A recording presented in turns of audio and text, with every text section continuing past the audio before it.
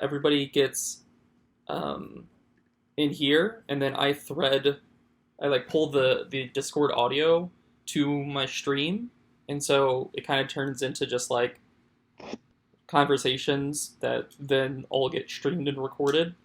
So Gotcha. it's kind of like, you know how like many times you've been playing the game at the arcade and then you've had a long, great conversation. You've gone, man, I wish I was recording this. Yes.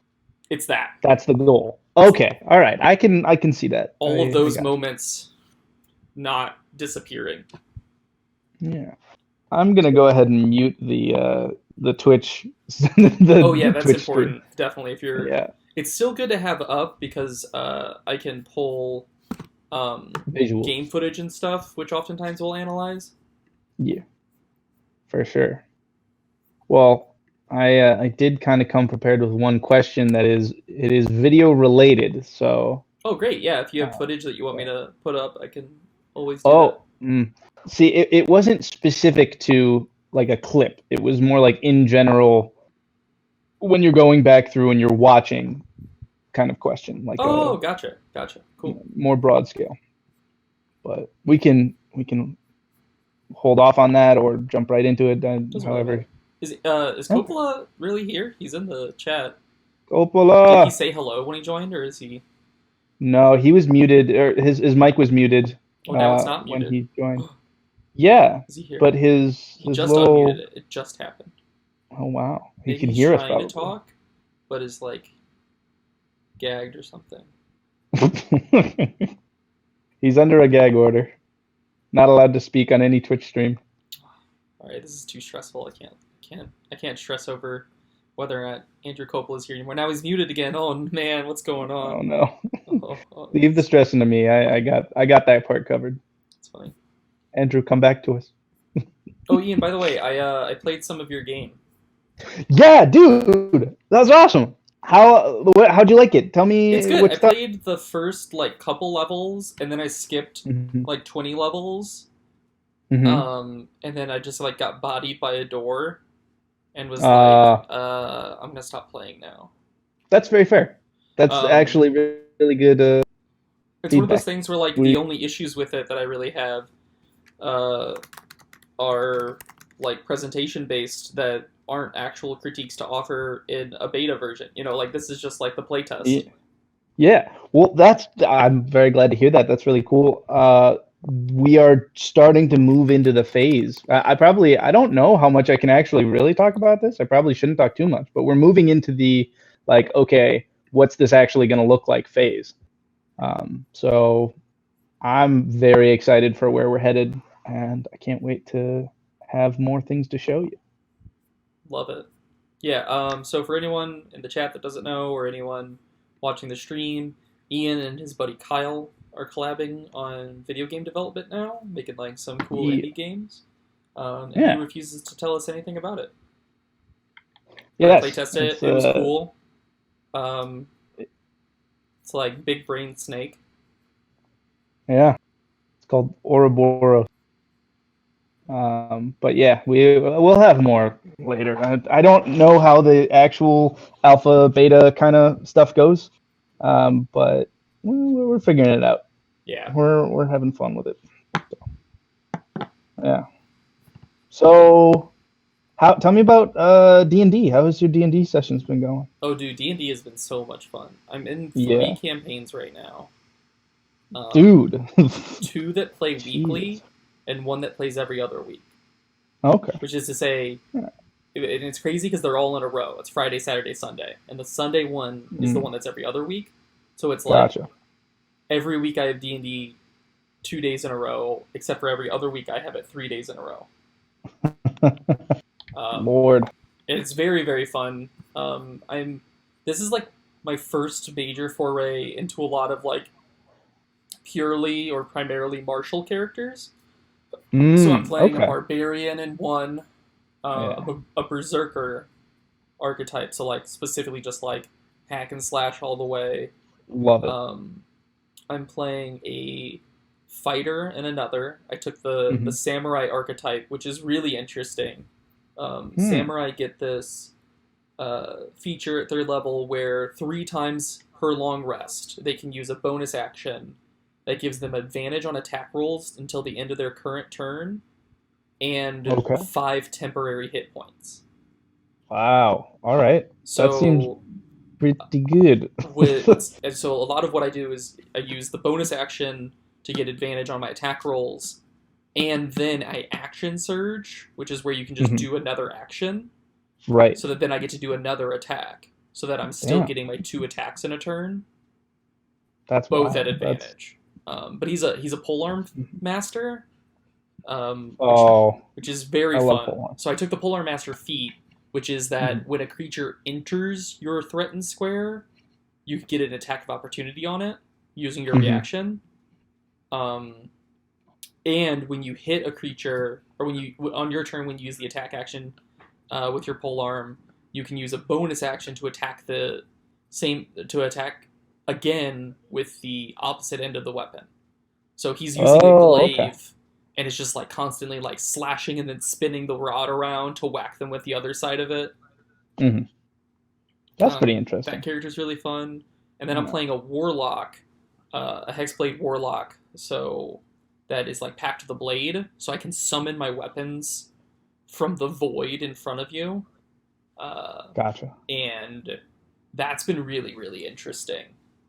It's definitely like my most flavorful character right now, I feel like. Well, I don't know. My barbarian's really flavorful too. It's one of those two.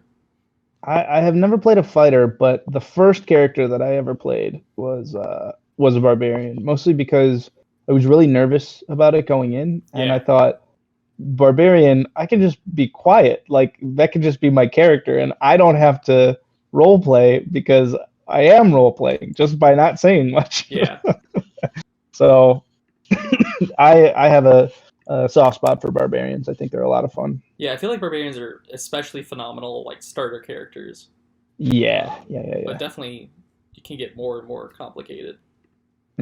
Like, I think warlock is really good if you're like trying to figure out like the depth of D&D really early on, because it's like you get spells, but it's not as overwhelming as being a wizard. But barbarian is definitely like, if you want to keep it really simple, you're just like, look, I'm trying it out. I just want to kind of hit stuff and follow around the party. Barbarian's super good for that. Yeah, I completely agree. Yeah. Well, cool, man. That sounds like a lot of fun. I'm glad you got a lot of stuff going on. Are all of these people KQ people? I mean, I know the Saturday group is, but yeah, overwhelmingly. Friday and Sunday groups? The Sunday group is not. The Sunday is like some political people. No. I'm actually gonna be right back. I lost Woody. Can you not hear me? Okay, I can hear you now. Yeah, no, the Sunday group is not. I'll be right back. 1 second. Gotcha. Okay.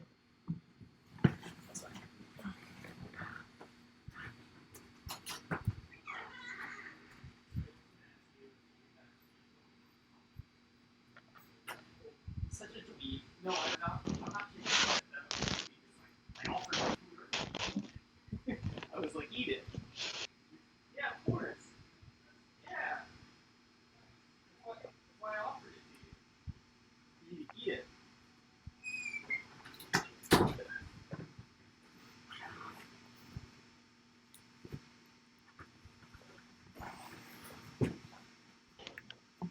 All right, I'm back.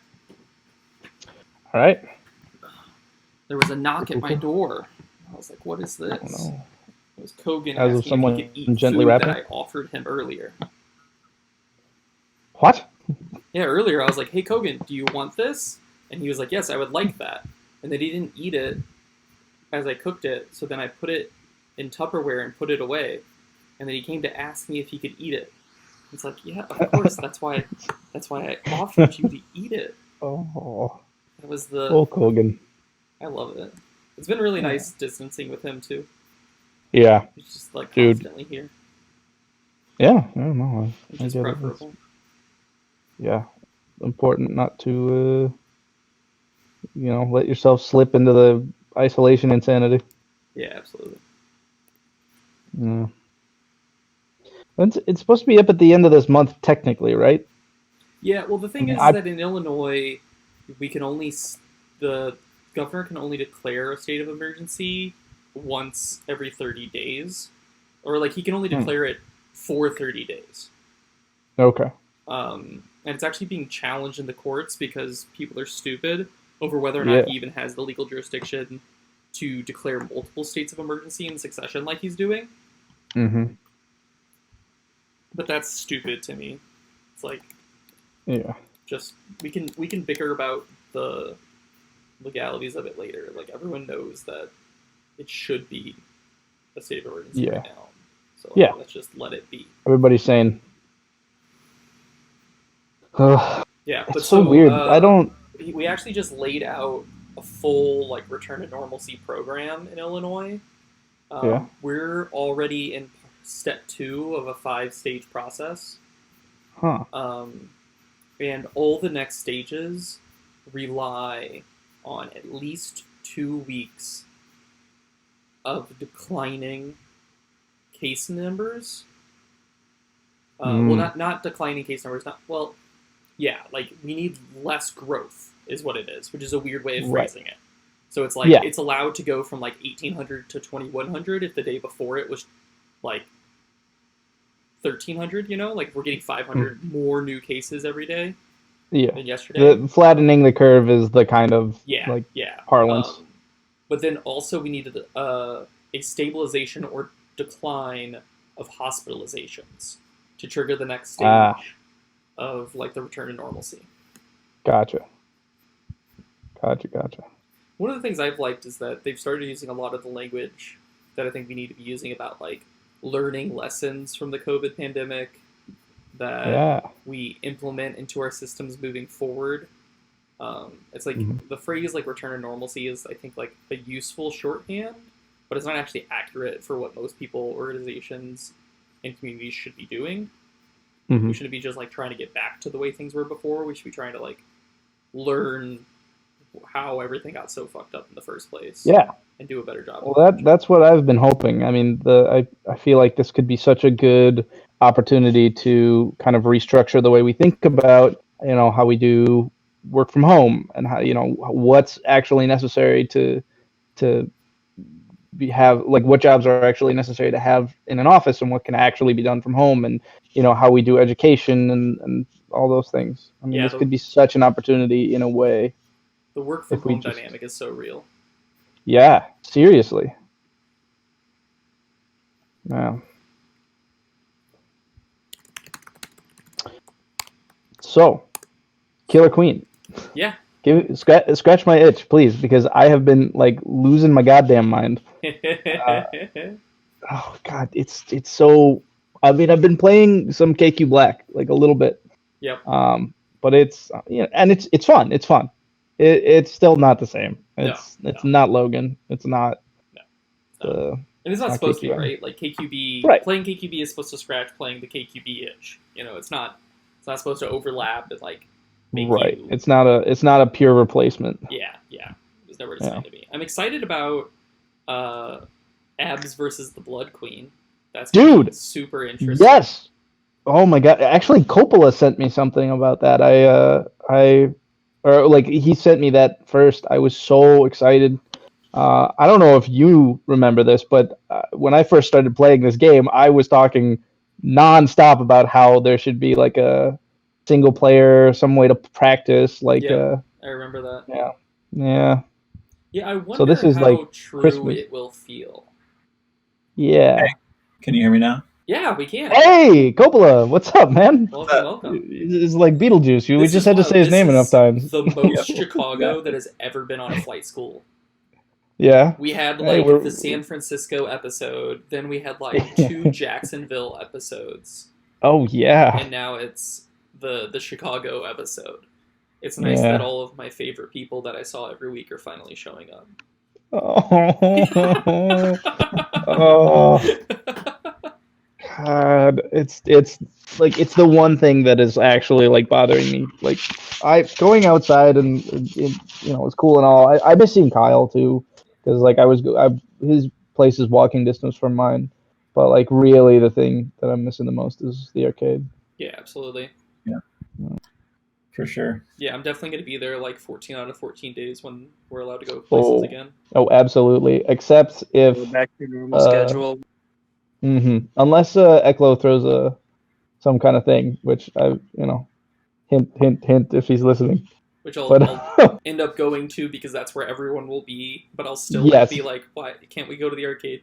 You guys want to go after? yeah, his party will be the pregame for more Killer Queen. I just definitely don't think of Josh's parties as pre-games to anything. No, That is it's not. I've the never. dramatic conclusion, or more likely, the all-day affair. Yeah. I've never left an Eklo party being like, yes, I want to go do something more. It's very funny.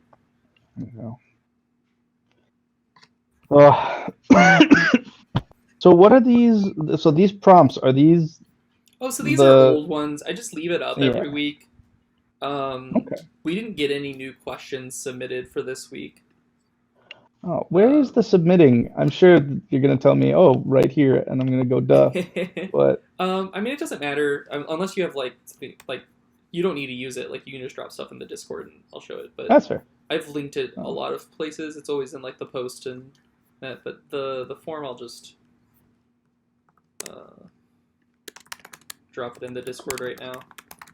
Perfect. And I'm going to drop it in the stream. Well, that'll, if I come up with, if anything strikes me in the next, couple weeks.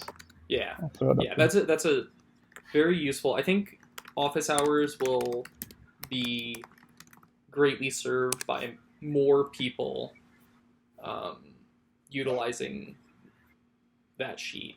Because one of the things I've talked about in a couple of these office hours is that I don't know what people don't know. And so if I'm just to sit down and ramble about stuff, I have no idea with someone to bounce off of, what the community really needs to be informed on. Right. Whereas there are some things that I can really isolate and just really parse down, and that's the video content. It's I know that we need a really good snail guard video that we're working on. And I know that that's something that a lot of people are like, how do I do this right?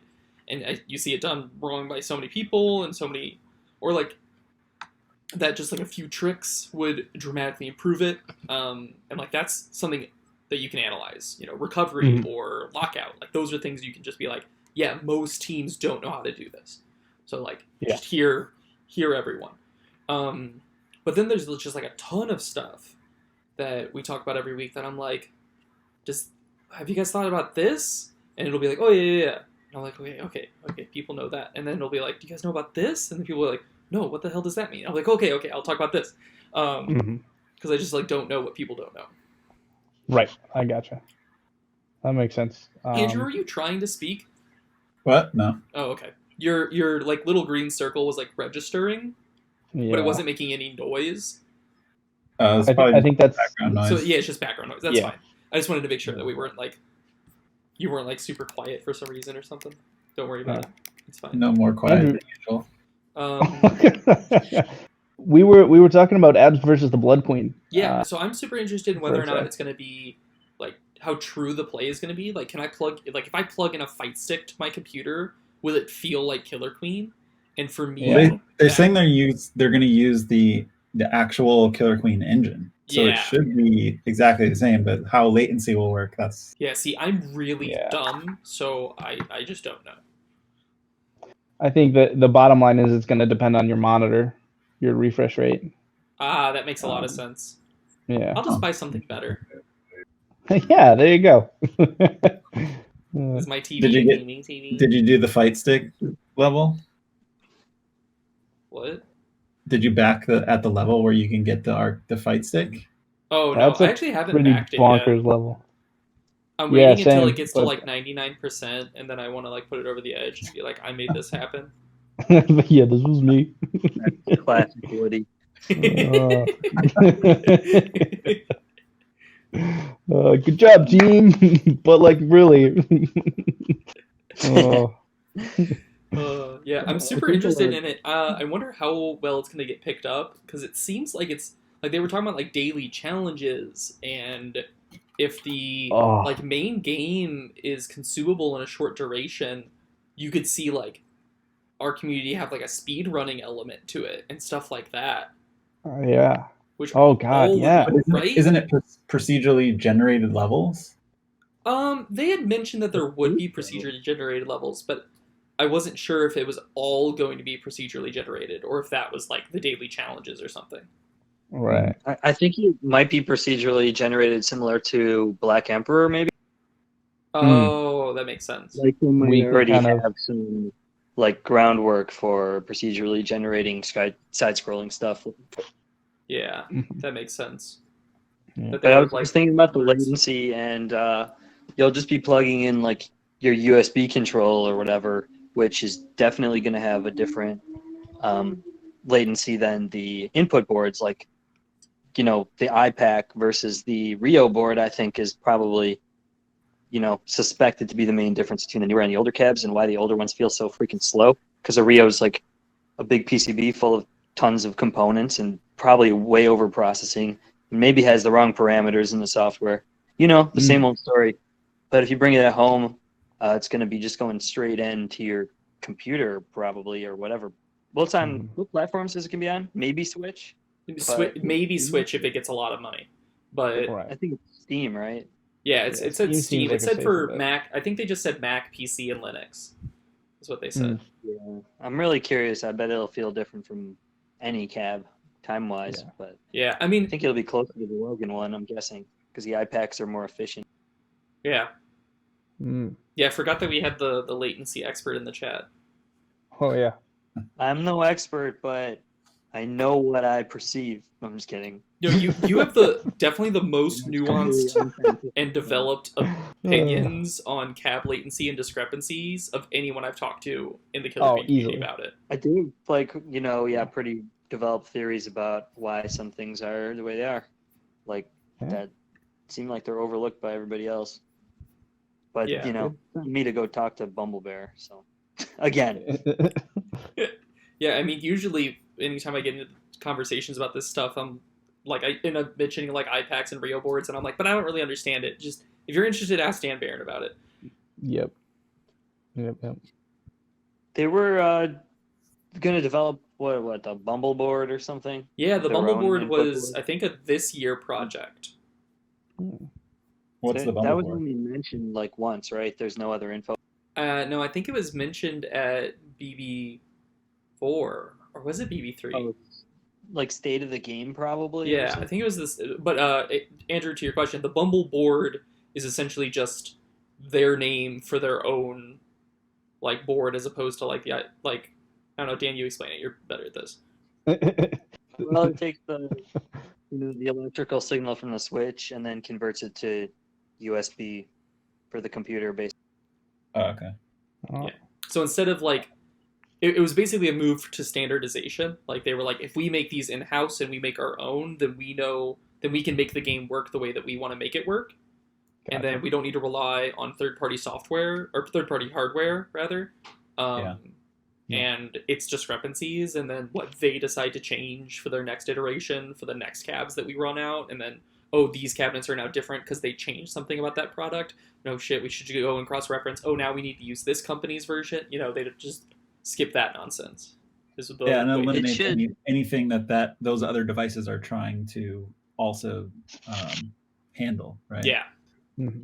it should bring the cost down dramatically. Well, I don't know what's dramatic because the cabs cost a lot overall. Yeah. But the iPack is significantly cheaper than the Rio board, and if you're making your own board, it's going to be way, way cheaper than even the cheapest option you can buy. So yeah, that makes sense. You know, if you have a printed circuit board designed and you wrote the software, it really doesn't cost that much per unit. It's just the development cost, pretty much. Yeah. Yeah, it seems like a really smart long-term investment. And like wire harnesses, but that's whatever. Anyway, it's a good move if they do it right. Yeah, absolutely. I feel like the cab standardization stuff is super good, and I'm glad that it lines up with like their own like company purposes. You know, like whether or not they turn the bumble boards into cheaper cabinets to sell more, or they turn it into more profit. I literally don't care. I can't. The cap is a reasonably priced device. If they were to do that, would they update all the cabinets? Like that's doubtful. I would be very assuming surprised. A small fee, but because it's not really standard if there's multiple cabinets running different boards. I mean, there's a history here, like just like the action of moving from the iPack to the Rio board, and they didn't update any of the cabinets or offer that. So I'd be surprised if you could like buy a bumble board. I mean, maybe, but I'd be surprised. Yeah, they might have to do some compatibility stuff, but I don't know much about that because I had heard from somebody that the newer cabs using the Rio board run on a different build of Killer Queen than the old ones with the iPack. So, but yeah, I don't know if that's true or not. It seems kind of strange if you're just doing like a USB controller essentially. Then I don't know why you need different software. That wouldn't make any sense to me. There could be some other thing to it that I just don't know about. But then, like, does the cab just know that and automatically download that version of it? Yeah, I would have to, but and I don't know. I mean, I'm basing off something I heard secondhand that I couldn't. Yeah, and I've seen like the list of builds before from when we did the like 30 charge up fix stuff. Oh God! And I didn't see like different versions of the same build in that long list. It just didn't make sense to me, but the question was raised because I wondered if you could outfit a newer cab with an iPack. Like, can't you just swap in the Rio? And then if that were the case, you could compare pretty quickly. You could A/B the feeling of the cab with the two input boards.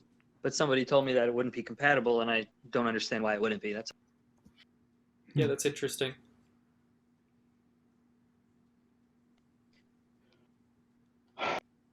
Man, these machines are so messy. Charging up. They're so messy.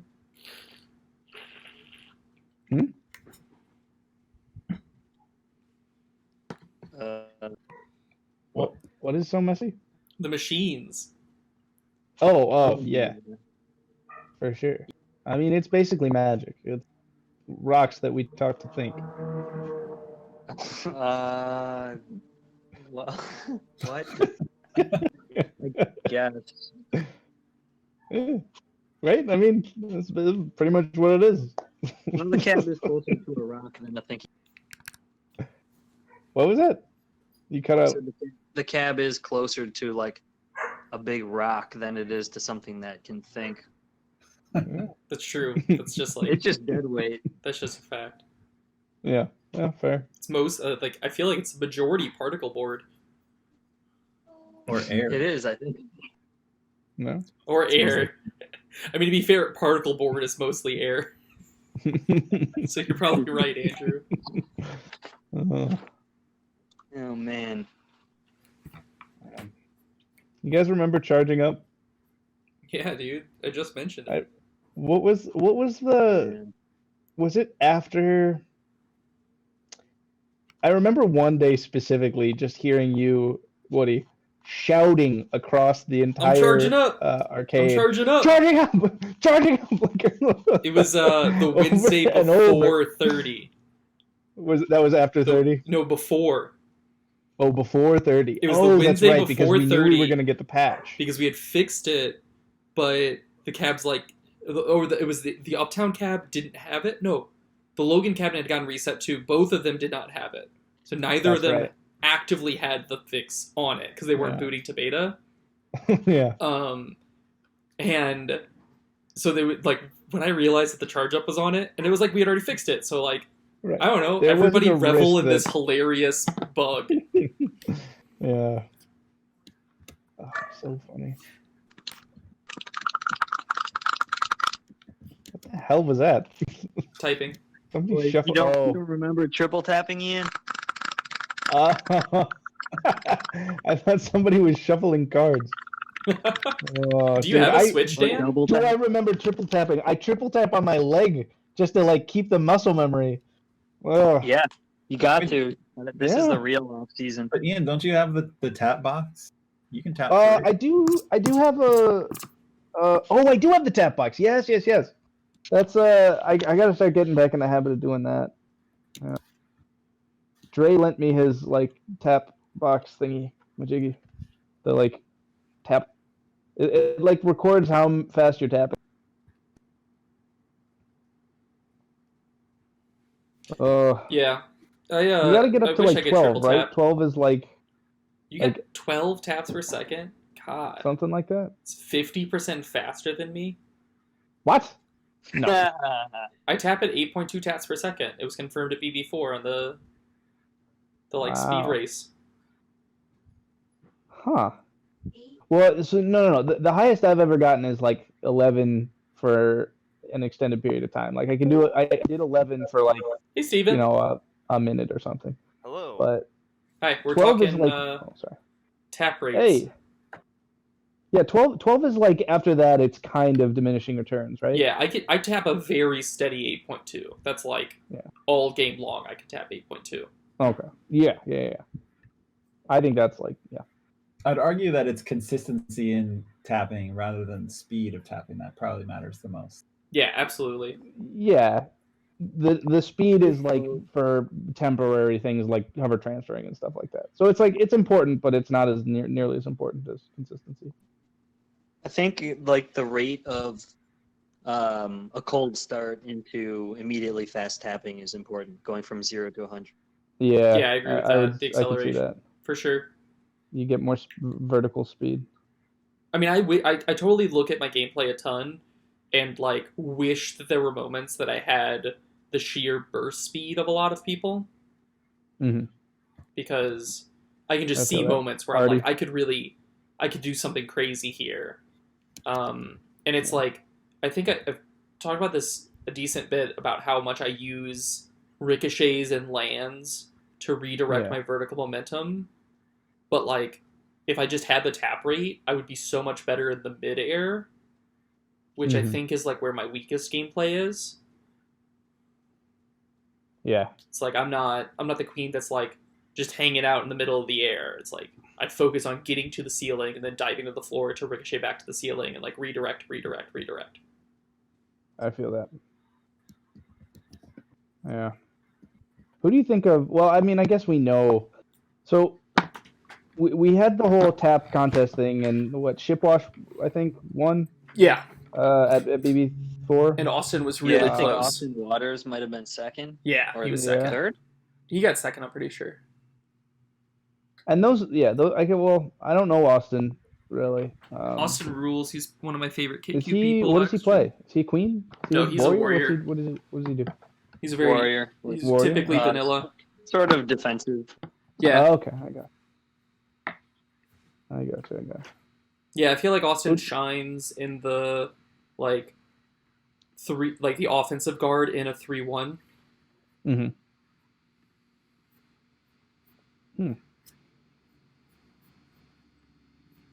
Well, I did have my question that was about general watching tape. That I kind of wanted to throw out there. Yeah, absolutely. And, well, so when you go back and watch basically every tournament, right? Like not just 30 and BB4 and all those. So when you're on a team that is not like how does the difference between a team that is just kind of maybe like a for fun draft type tournament versus like a BB4 rewatch or something like that. What kind of mindset do you go into differently, or like what kind of mindset differences going in do you have when you watch those two? I think it's like dramatically different because I think anymore, if I'm rewatching like 30 or BB4 or those big tournaments, I'm not really I'm looking at my individual play for sure, but it's so much more about like the conglomerate, about like what I'm looking for my teammates to do and what I'm seeing that they're doing and like how it all works together. And also once the play gets to like that level, like when I watch like BB4 Grand Finals, I'm almost just watching the whole game and how Yeah. these like power pockets ebb and flow. Now these zones of control collide with each other, and how like people create opportunities and capitalize on them, or miss them, or escape. Like I'm just kind of watching like how I'm like looking for the edge cases of the game and seeing like what does this say about Killer Queen, you know? Whereas when I'm watching like drafts or something like that, where the skill level of each individual player on a team is much more disparate. You know, your best player is significantly better than your like least good player compared to like a set team. Then it becomes a lot about like individual play and capitalization and how much you can push the question. This is something I talked a little bit about last time when we were discussing like camp. It's like if I look back at my play from Camp KQ or my play from 30 and BB4, I'm a completely different queen. And I actually think I'm a different queen at BB4 and 30. And those are all like like very similar time frames, but I very much like turned on and off different parts of my play to best fit my team. And at camp it was just like all out. And I think every queen was just going all out. Hey, Woody, you're cutting out just a little bit here and there. Oh, okay. Yeah. I'll go ahead and just raise my sensitivity. If it cuts out I'm again, getting just the let me... gist, but yeah, you're cutting in a little bit. Is it still doing it, or is it better now? A little bit. Huh, that's really weird. Okay, well that was better. Not weird. Your mic does it all the time, Woody. Like No, we did fixed in it after the past last time. things, and it I literally got yelled at, like, on a different chat, because, I don't know, I have this. I got yelled at on, like, a different... Oh. Stop doing things, you're ruining it even more. I'm gonna fix it.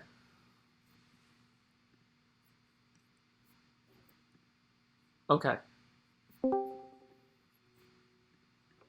I am...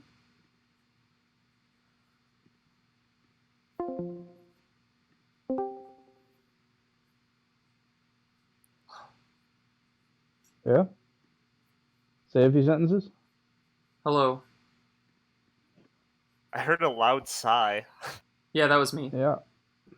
That was me. It's not working at all. What is this? Ma. There you go. Okay. Good to hear We you now, heard Woody. that. Ma.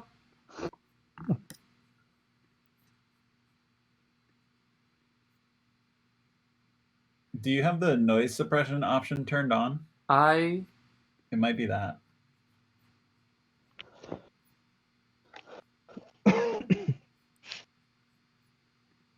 do not have the noise suppression thing turned on, but I think it's working really well right now. And I think the reason why is because every time I went to the settings and edited my input sensitivity to make it so that it would pick up everything that I was saying, I was moving the slider the wrong way. Ah, that'll do it. So I was making it harder for it to hear me. So what I did to fix it this time, so I was like, man, am I doing this wrong? So I slid it all the way one way. And then it wasn't picking me up at all. And I was like, oh, I've been stupid this whole time, huh?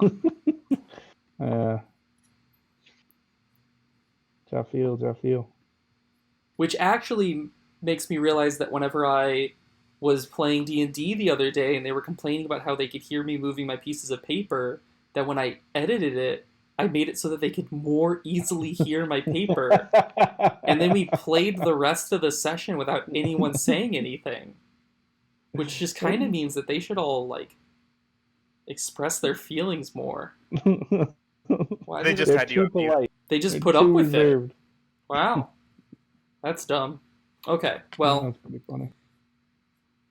That's improved things. Well, there we go. What were you in the middle of saying before we started complaining about me? We were talking about different queens between you being a different queen between. Oh B4. yeah. So whenever you're like approaching footage, you kind of also have to approach like the mindset of how the people were playing, right? Yeah. Like I think if you go and review a couple teams at camp, and you're like, your critique ends up being like, why is this queen doing so much? Like, I don't think they needed to go for that. Like, you're missing the like disposition that they have, and like how much more all the queens were pushing in that tournament that I think is necessary. And this is actually something that I wanted to talk about more when Cody and I did the camp review. But this idea of like strength consolidation being a really important dynamic. That if you realize that you, whether or not you're the queen or another player, are like disparately the best or second best on the team, then you realize that you are the playmaker and you are also the most critical life in a lot of interesting ways. And I think, Dan, you can probably speak to that dynamic a lot, especially with like draft tournaments or 7-at-7s and stuff like that, of like when you get picked, like teams are counting on you, and a lot of times, and sometimes you end up with a team that it's like 2 newer people, and you got to run this like 2-2, and it's like you got to be a very impactful force for your team, especially if you get with like one of our newer queens drafting. Oh, definitely. And if we're playing a 2-2, that means most likely I'm not playing ledge guard, but it also means I'm going to constantly be playing ledge guard,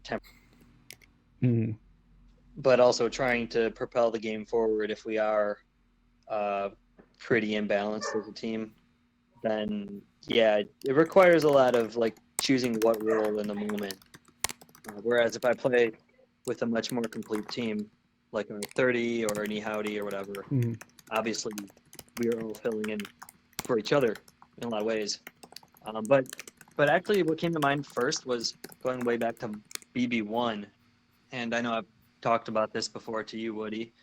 I played with Dre, and we were knocked into losers by FSU, which had Doherty on queen, and Andrew and Tiana. And sorry, I'm not going to name everybody involved right now, but basically there was a day map where I think Tiana's entire strat was to shut me down, so I couldn't even get speed gate, and I was like, didn't know what was happening exactly. It was such a flurry, and I don't know. In retrospect, it seemed like on that team, if I was shut down by like someone as powerful as Tiana, our team just wasn't going to operate the way that we were used to operating. So it was like the ideal shutdown strat that they employed. It shook us a little bit for sure. Yeah. We didn't expect to lose that, but we definitely did. So do you kind of employ that in the other way, where if you, I mean, I guess that's probably obvious, like by that extent, is like if you know that the other team has like a key player, a playmaker, then you know, how much out of your way do you go to keep them shut down versus doing other things like, you know, filling in at ledge guard? Like how much is keeping a big player down worth? Yeah. Yeah, it's a good question, and I'm not sure how to really answer it concisely. But it certainly varies a lot, you know, on how we survey the team and how they're playing at that moment. Yeah. Well, it's hard because it's not just evaluating like how much of their power consolidation is in them, but anytime you evaluate like the trade, right? Like if I'm dying on denying this form, it's also how good are you compared to them. Right.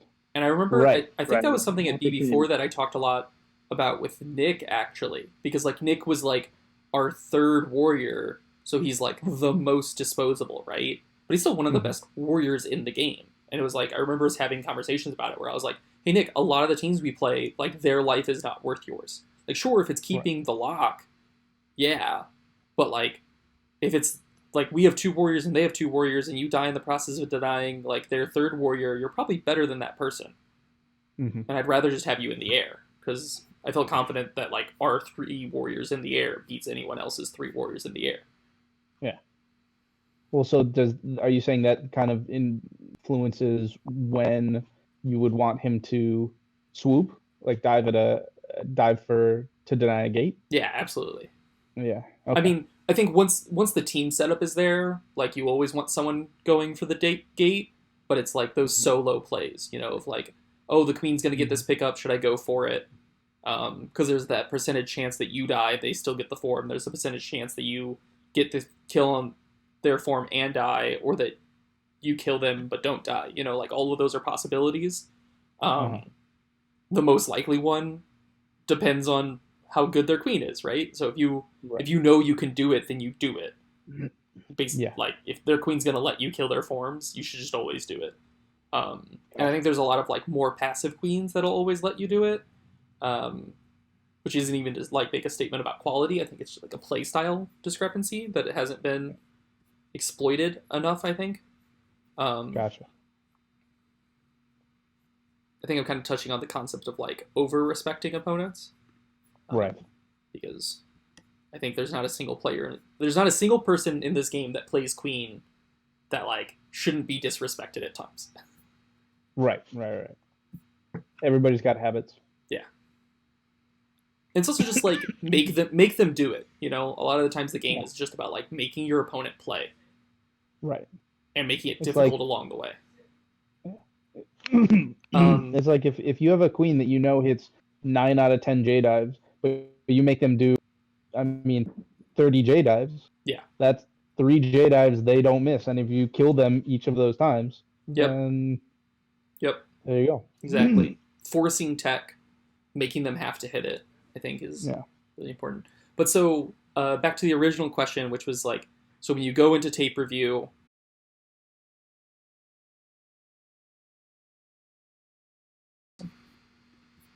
What did I miss? Talking about what the offline stream image was. Yeah. That's it. Mr. Not Like This. What are we talking? Screen image?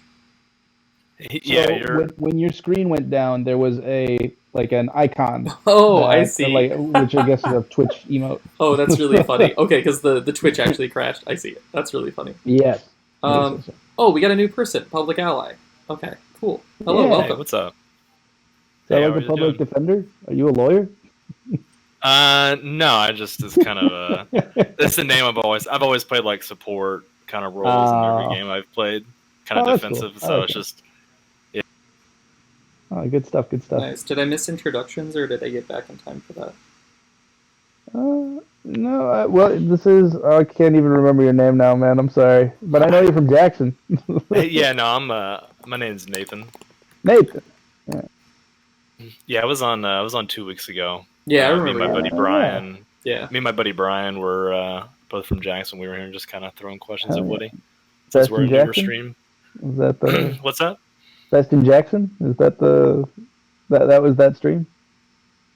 Yeah, 2 weeks ago. Yeah. Yeah, I got me and my buddy. Just because we've been playing for like 1.5 years, 2 years. So I think we kind of have a lot of like newer stuff. So questions we can kind of throw by in Woody, because he was saying earlier that he has a difficult time like kind of understanding what other people don't know, since he has such good game knowledge. Yeah, and so he's so talented and skilled, and he's just a genius. And like, no, I get it. Yeah. How I'm the same way when I how try the to common man thinks. It's beyond him. Ian, I know you're joking, but go on. It works for me anyways. Oh, I know it does.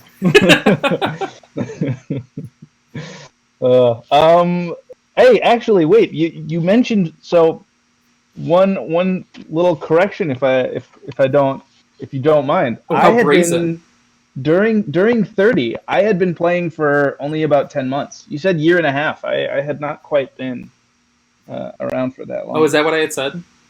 Yeah. Well, because I started playing shortly after 25. Yeah, that's right. Like a couple months. So it wouldn't have been a full year even. Wow. Yeah. Yeah, good job. I am so jealous. I wish I had been there for 25. Huh. I remember Nikki tried to get me to come out to BB. To BB3, yeah. He was like, "Hey man, if you like this, like today's the last day to sign up for BB3." And you were like, just come, like as a spectator, like fly it to Portland in a month." Yeah, I still remember you came to that BB3 practice session in Madison. Yes. Yes, back when they were at Alt Brew. Yeah, you showed up and I was like, oh, this guy's gonna get serious. And then it was like 8 months later, we won like the second biggest tournament of the year. Yeah. Now. Oh, Made sense. I love it. I love it. Like I mean, I tell this to everybody. Like all of my friends know this story, but like basically the first time I showed up to Killer Queen was the first time I was like, oh, I instantly knew that I wanted to be like this was what I wanted to do. Yeah. Well, because it was like you and Josh were like, let's play this all the time and get really good. And then you did that and Josh didn't. Yeah. Well, Josh still comes out every once in a while up in Madison. Like he is definitely in there for most continuous Ian friend that plays. Oh, absolutely. Emily is definitely in the running too, but it's Emily. Emily wins. It's probably Emily. Yeah. It's definitely in there. Emily is definitely. Emily is a player from our community that's friends with Ian. She played in the league even that we just had. Yeah. So you would have interacted with her a lot. Sorry, I was referencing Josh, like Josh that moved. Oh yeah, Josh that plays with you, Big Josh. Josh Walmer. Yeah, Big Josh. Yeah, he hadn't shown up in like months and months. Yeah. Like, before quarantine. Yeah. I assume it's because of Epic travel. Yeah. He's been traveling a lot for work. That's what he said. But he's not like gone. He's just dormant. This is the word. So. That's what I figured. Yeah. But yeah, no, he's a good guy. I'm glad you guys get to enjoy his company. He knows a lot about trucks. Like big trucks, right? Yeah, like semis, right? But like no, like, see when you say it like that, it makes him sound like one of those train guys, like that just weirdly knows stuff about trains. Yeah, what's wrong with knowing a lot of things about trains? Yeah. There's nothing wrong with it, but like it was a pretty different connotation. Josh worked in trucking, like he was a broker, for a trucking company, logistics company. Yeah, I remember one of the tournaments that Steven came to Chicago for. He stayed with me. And I was like in the middle of like a 37.5-minute rant about Digimon when Steven went, oh, it's trucks all over again. And I was like, what? Yeah. So like I think it was 32. Because I driven down with Jamal, Nate, and I gave Josh a ride as well. Mm-hmm. And like the whole ride from Madison to Chicago was a Josh stream of consciousness about how much he hated trucks. Yeah. That sounds about right. Josh is like has no business being as smart as he is and loves just like sharing it. Like that's very Josh. Yeah. And yeah, trucks was probably right on his mind because that was probably shortly after he moved. Well, yeah. Also, there were trucks on the road. That's usually what starts the resurgence to truck talk. Oh, and this truck. Oh my god. That truck's probably coming out of Rosemont because a lot of shipping happens out of Rosemont. Wow. That's amazing. Wow. Yeah. Ian, do you feel like we sufficiently answered your question about tape review? I do. I think that it's something I'm still not like happy with where I'm at, but I feel like you answered my question perfectly. So yeah, and I think for most teams and most people, a very individualistic approach to tape review is best because of how few teams and how few people get to play on teams that will really micro situations. Yeah. I think that's probably right.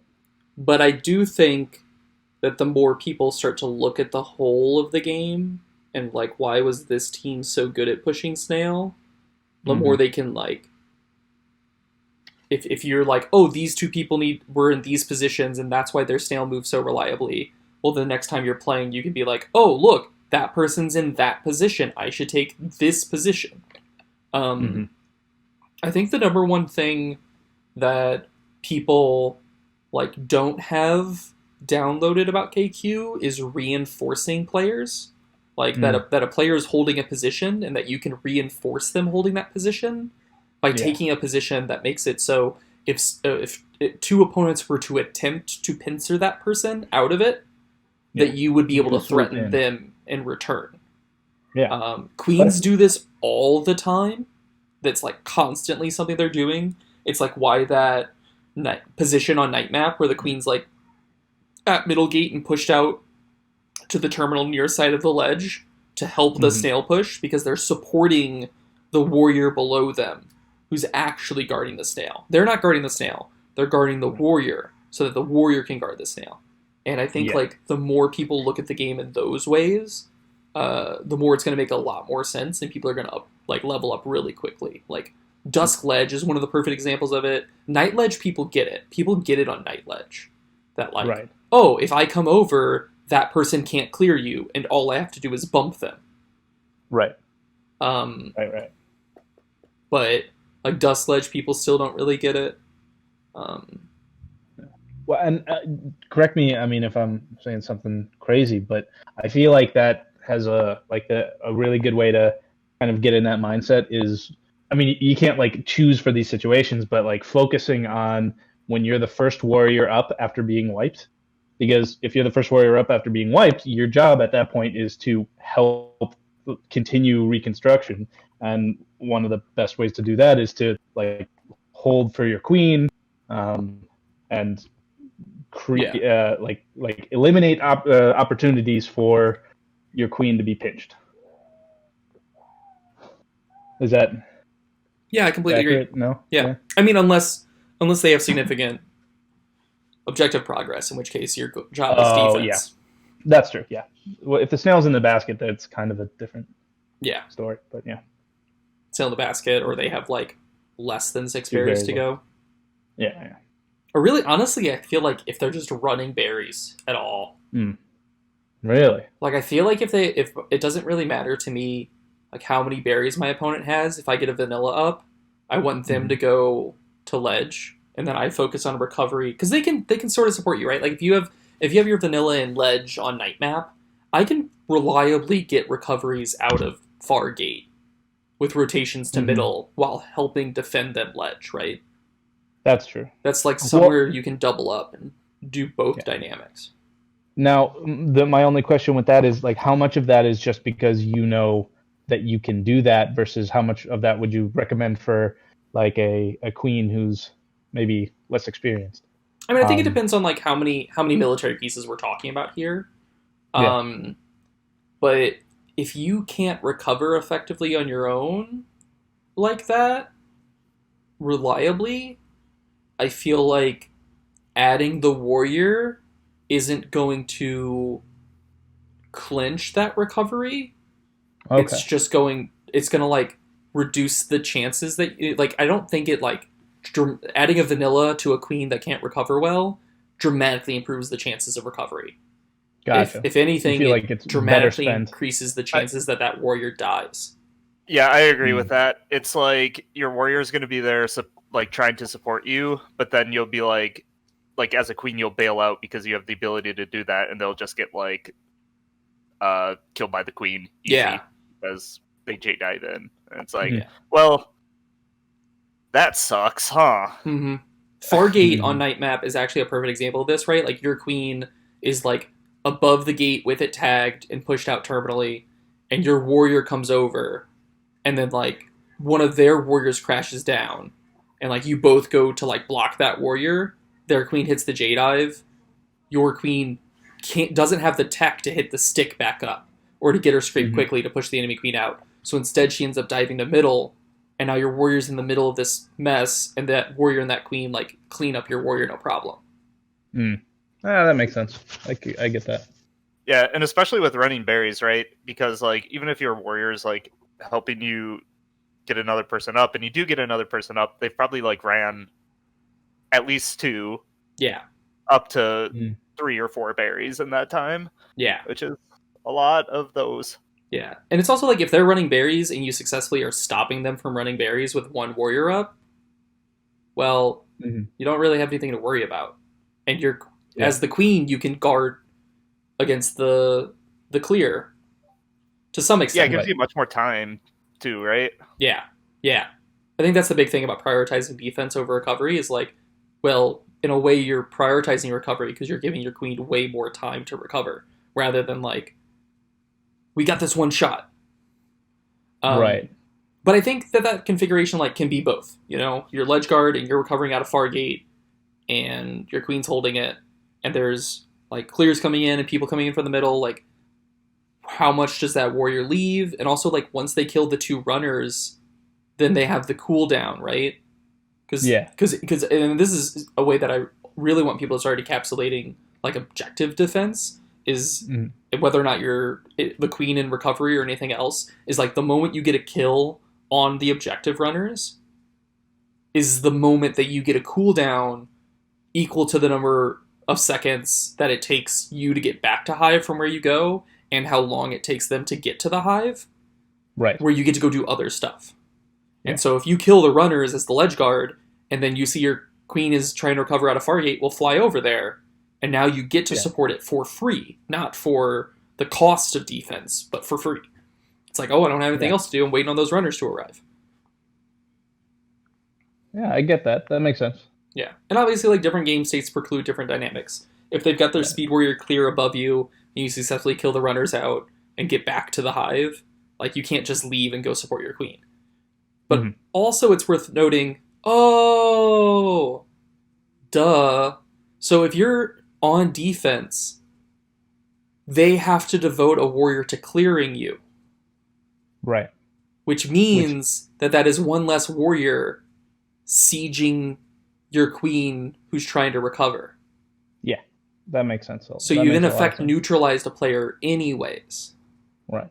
Well, and especially if they're running berries, 9 times out of 10 they're running 2/2. That means 2 objective runners and a warrior are over in their hive. Yeah.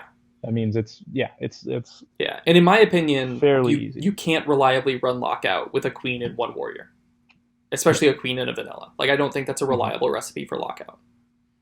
Yeah. No, that makes sense. Because, like, if the queen gets 1 kill on the warrior as it tries to stop the gate, then the next time they bounce to a gate, it's a surefire recovery. Right. Get the kill at left gate, dive to middle, immediately get that recovery, no problem. Mm-hmm. Yeah, well, that makes a lot of sense. Cool.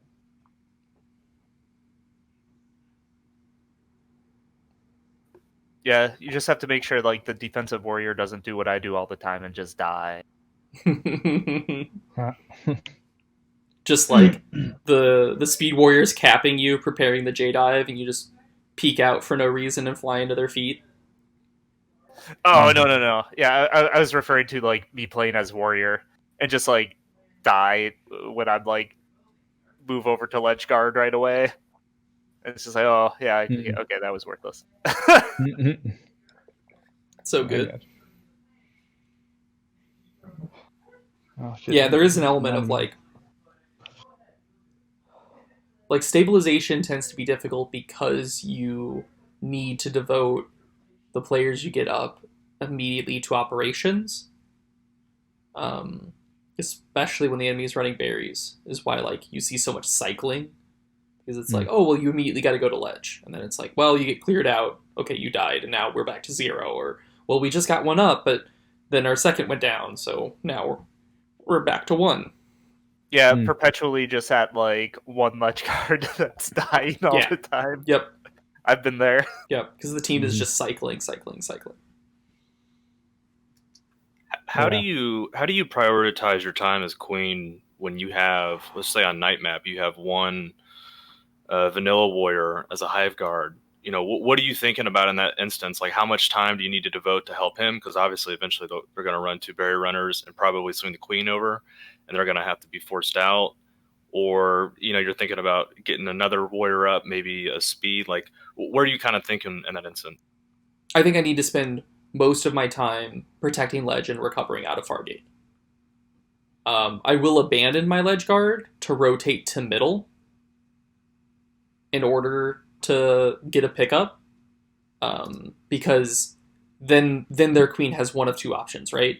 She can clear my ledge guard, which is bad for me, but means that I'll have 2 out of 3 gates. If I dive for middle, and instead of her pursuing me, she goes to clear my ledge guard, then I can tag middle into near gate, and then either be heading back over to far or back up to middle to like hold those two.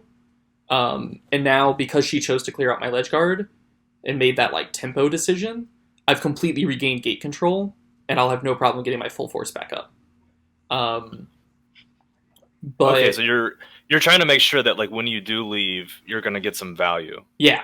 If the queen rotates back to her own hive, if you're in a position where like you need to help with a push or something, you have to leave. You want to make sure on the way back or on the way there where you're going, you're getting some gates, getting some control, some zone and stuff. Yeah, absolutely.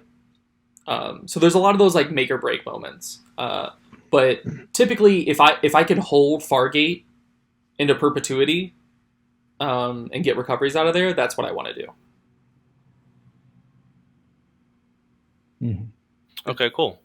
Yeah, one thing I see in Jax, and I think it's just because we're newer scene, our meta's not as hashed out.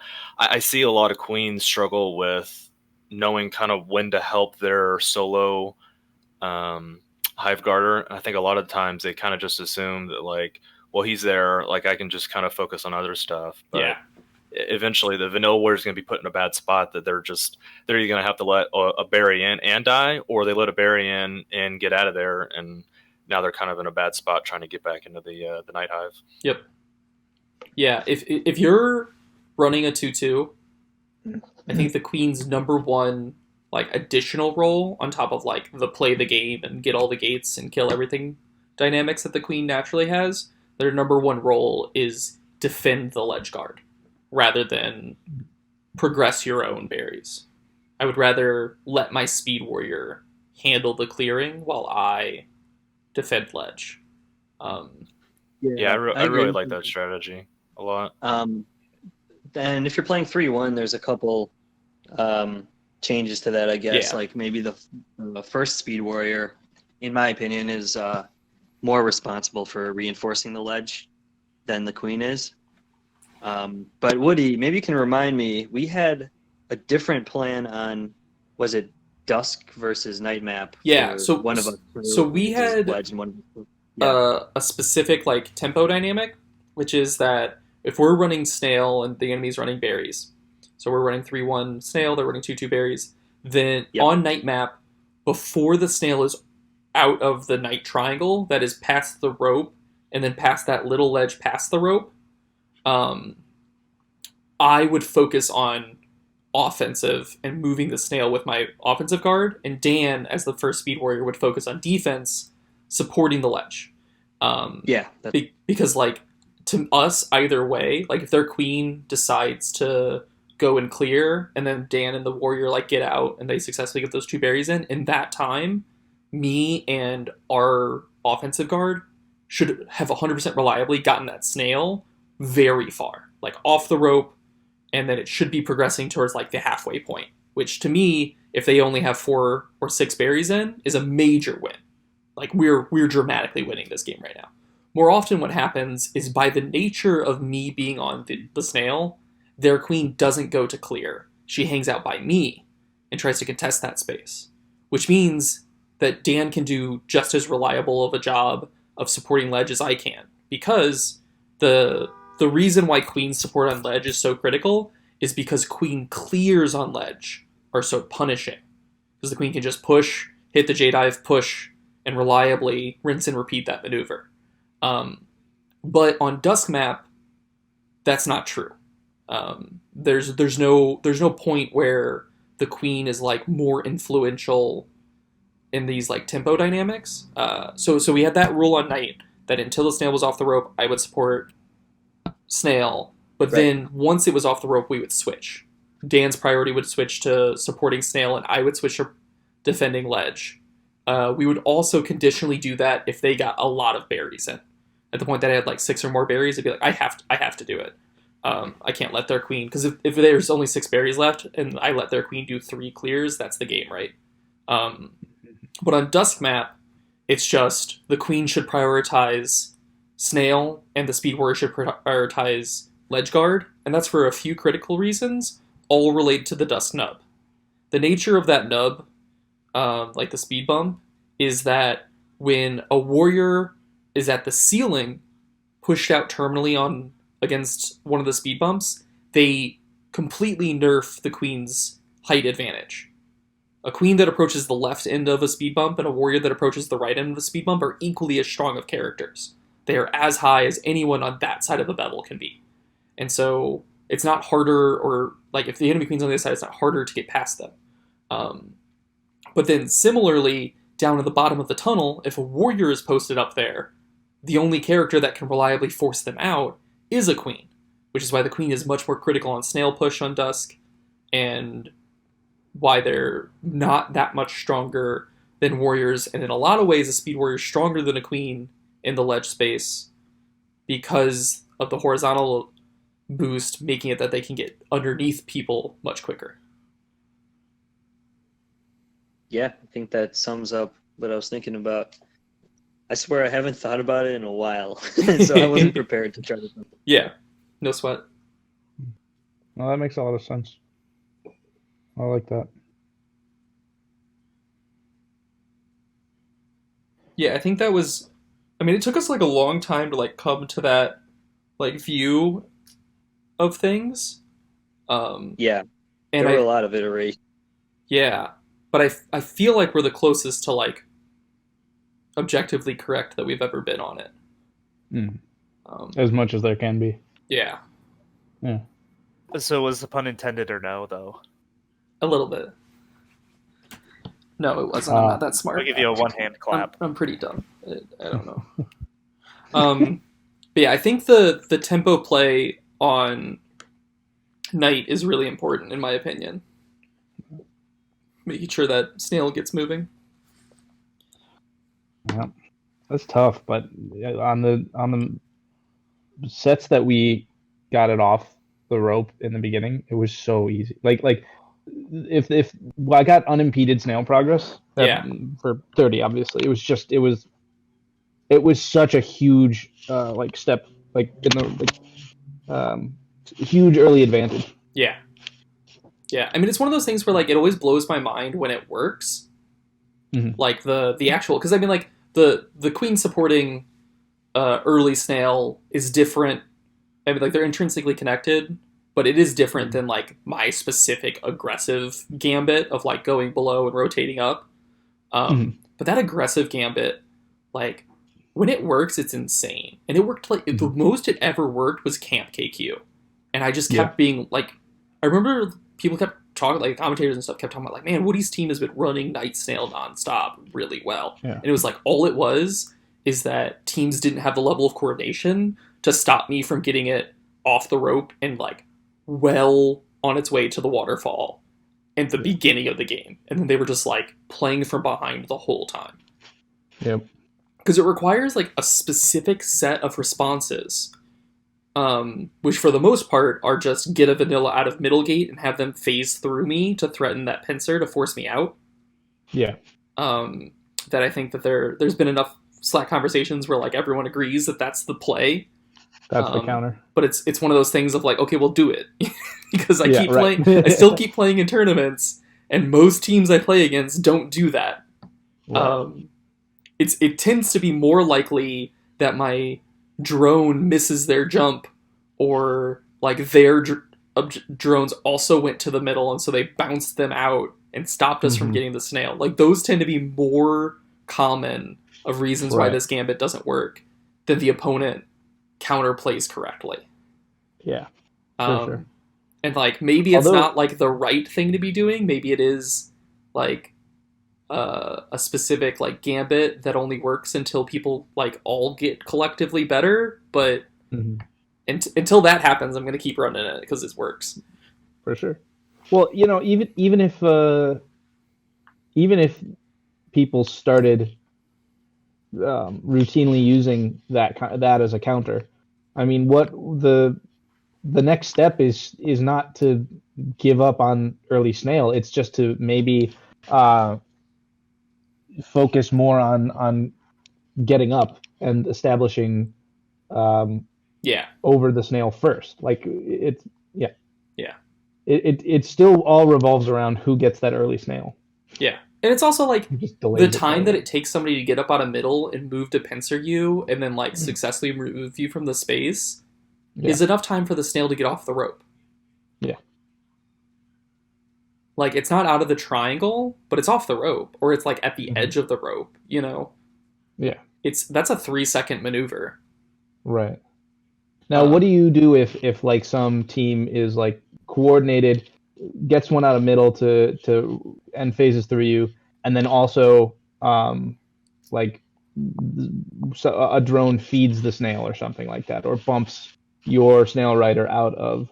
Yeah, I've been thinking about that a lot. I've got some really like some interesting night snail stuff that I've been really excited about. Wanting to try out that we did at KQ33 that I wish I had already thought of by nationals because it would have been so good. But we'll just do it next nationals. But we had responses because I mean the thing is like if they're sending one through the waterfall to middle gate, there's no way that they're sending two to the mid berry pile. They're only sending one. And so you would bump that person out reliably because you're sending two. You're near gate and your snail rider, at least. But then also, I guess they could send it down and they could fall inwards. I ran this strategy at Cactus Clash when Racine was queening for me. We had our objective runner fall through the waterfall and towards the middle of the map and go straight to snail. And you can get that sack pretty reliably. But but I'm fine with that too, because then like they're running snail and we moved it like maybe a second or 2 seconds and then sacked. Like that's fine. Like I still view that as like a net win to us. Because where this gambit really, really works out is against teams that are running berries. Which is it's what I designed it for. Is that I had major issues playing against teams that were running berries because snail wouldn't move off of that rope. Once we got it off the rope, we can move it very reliably. I was like, okay, if we get it past that point, we win. But sometimes we would get past that point too late, and we would just win too slowly. And so while we're catching up, they would eventually close out on berries, or we would have to abandon the snail operation and go to berries. So then I was like, okay, well, if I do this specific set of things, then I get it off, the tempo. Then we'll win the game on snail because I can empower my team to do it. For sure. Makes sense. Well, so then what's your snail night map strat? Like, what's the... how much does that change? I think versus another snail team, the gambit's still fine to like try, because like, but I'm less focused on it because snail v snail is more so just like a control game at all times. So I care less about that tempo play. Gotcha. But I think in general, I'm still learning a lot of things about opening night in snail v snail. One of the interesting things that we had at 33 is Nick was our second warrior, so he was our ledge guard. And we actually had him opening to the mid berry pile as well. So I had 3 drones at the beginning of the game hopping through near gate to the mid berry pile directly below snail. One of them was warrior up near. They're the offensive snail guard. One of them was hopping on snail to ride. And then Nick was supposed to go to far gate to warrior up to ledge guard. But in the event that that they weren't running berries, he was supposed to play like combat drone on their drone that was trying to get up out of far gate. If they weren't getting anyone up out of far gate, he was to hop up to the far side of the snail path, like where the far side of the snail rope is. Yeah. And he was actually supposed to hop up there and contest middle gate, which worked out really well. There was one point he was even late on it, and their drone made it to middle gate, but because their queen can't dive and kill him, because if their queen dives and kills them, they have to move away from me. Right. And thus they would lose the gate. Then it's a drone v drone battle, and I think this was winners finals when it worked out really well, because Nick just, like, the other person just messed up their gate foo and, like, didn't move left at the right time and didn't bump Nick out. Yeah. And so what ended up happening is we got a warrior out of near gate, and they didn't get any vanillas up at all because they didn't send one to far gate, and Nick contested middle and won it. Their queen ended up diving on Nick, but I took middle, and then their queen is at far gate, so I have middle tagged, they have far gate tagged, I'm sieging them at far gate, and our snail's moving off the rope. Wow. Yeah, that's a really powerful position. It was really, really 2 out good. of 3 gates. You really, have snail really winning. Good. Yeah, and it basically, like, canceled out a lot of the punishing dynamics of, like, that opening up middle does, but it really shouldn't work that well. They only open 1 to middle gate, which I think is a mistake, because they weren't running berries. But it could be a berry busting program. Now that I think it should work really, really, really well against berry teams. But they were running snail, and I think that they had opened a couple speed or something, like they went for a speed disrupt or something like that. And since they didn't have 2 drones, like if you have 2 drones falling through the waterfall and heading towards middle gate, which is what both Sting Theory and 60% ran at BB4, then that my little drone hopping up and trying to bump them out isn't going to successfully stop both of them. But it might deny them long enough that snail's moving, right? Right. Maybe and that by the time they get up at middle gate and are pincering me to remove me, I already feel like I've won that, like, as much of that gambit as I want.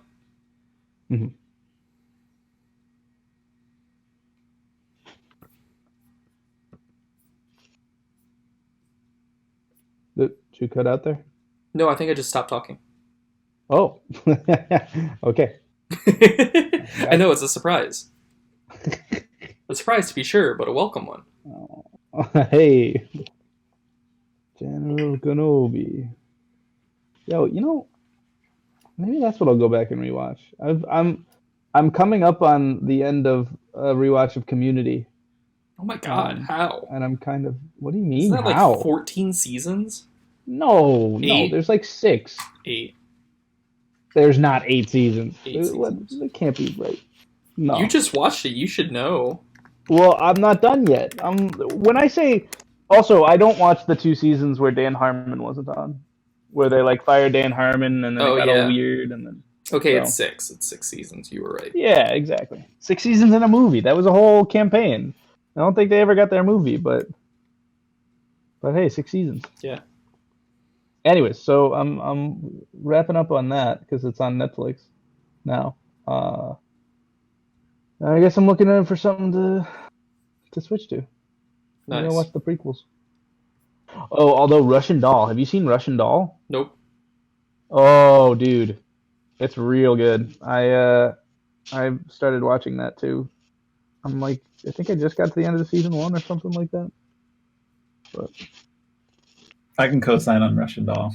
Really good. Dude, it's so good. It's so good. Like, I feel like I keep wanting to be like, yeah, I'm getting done with the whole, like, all right. I mean, I'm not going to say too much, but, like, no, playing you guys with talk time Russian Doll. I'll be right back. Thing. Was that? What? Huh? I think he's just going AFK for a minute. I gotcha. And he was telling us to keep talking. I keep thinking that I'm going to get tired of the format that Russian Doll uses, which I'm not going to say outright because, I feel like everybody should go in fresh. But I never do. And Russian Doll executes really well on it. So, yeah, highly recommend. How far into it are you? That's a good question. I wanted to say like at the end of season 1. Well, there's only one. There's only one season. Okay. Well, then I must be rapidly approaching the end. I'm like, I'm pretty close to the end. I'm trying to find the remote so I can find it. I feel like I should watch it again because I liked it so much that I binge watch it. Like, Yeah. I think in one night. Oh wow. Yeah, dude. I mean Episodes are only a half an hour. You know. Yeah. Oh yeah. Exactly. They're not the hour and a half long shows you're used to. Yeah. Yeah. Hey, I mean, on this note, are you watching anything interesting? Anything I should be peeping? No, I'm trying to get through Westworld so I can watch the last season. Catching up on season 2, but kind of a slog. Season 2. Oh yeah, I have 2 more episodes left in Russian Doll, by the way. But yeah, the first season of that is like super good. Westworld? Yeah. Hell yeah. I was like completely captivated by the first season, and then the second season. Yeah. It's like it's okay. I mean, it's a different show, right? Like once the things that happened in the first season happen, like the whole premise is completely different at that point. So I guess I wouldn't really know. I watched like 2 episodes of the second season, and I had to put it down. Oh, yeah. I think that show uses a similar formula to American Horror Story, like he was saying, where like every season is just completely new premise, new characters sometimes. Well, they this don't one signpost it like that. It's Westworld's continuous, like from season to season, but it's just like it's hard to explain without spoiling it. It's not even. It does not have the same feel by any means. Yeah. No. Okay. Yeah, I've never watched it before. I probably should check it out. That's just what my friend was telling me. It would be kind of like how, like, if you would say, like World War I and World War II and the Cold War are all like they all involve continuous people, but they're very different pieces of history, right? It's kind of like that. That's so funny. I never would have thought to put it like that, but I definitely can kind of see that. That's like there are all these like common threads for sure, but like you would never get them confused. yeah. It's like the characters are the same, but the themes that they're exploring change dramatically. Yeah. Is that on Netflix or Amazon Prime? They took it off Netflix? I don't think it was ever on Netflix, was it? It's an HBO show. You're totally right. No, it was HBO. Oh, okay. And I have heard Devs is really good. What is? Devs, it's called. Devs. I haven't started it yet. It's on Hulu, I think. It's a USA show with Nick Offerman. It's some sort of like, I don't know what it is, to be honest. It's supposed to be like sci-fi-ish. Interesting. I would watch the Nick Offerman show. I like Nick Offerman. You guys are such losers. I only watch anime like a cool kid. You've transcended real TV and only exist in the ethereal world of 2D. I just feel like live television is constrained by what we like are able to physically represent, especially on like diminished budgets. And when you open yourself up to like visual representations instead, there's a whole other world of what can be demonstrated. That's pretty fair. There was they made Every Frame of Painting did an episode on Satoshi Kon and basically said that that's why he did 2D was because he felt like he was too constrained in live action. Yeah. I mean, that's the beauty of animation, right? Is you can literally do anything. On that note, Scissor 7? Any chance you've seen that? Nope. It's pretty. Well, I guess I was targeted more at Woody. No, I don't know what that is. Animated. Oh, dude. I don't. I don't watch animated stuff. Oh, I'm gonna strangle you. I was trying to determine if in your last rant, if you were being like needlessly pretentious or not. Yeah, it's hard, right? It's hard to tell, huh? That's Woody's bit. He wants you to never know if he's being pretentious, if he's not being pretentious, sarcastic, not being sarcastic. Yeah. He's an enigma wrapped in a middle. I think it's just a way of like saying things that I actually believe in a way that sounds like I'm making fun of those things, so that no one can make fun of me more than I'm making fun of me, and I'm just like beyond reproach. Yeah, it's like a defense mechanism wrapped in an offense mechanism.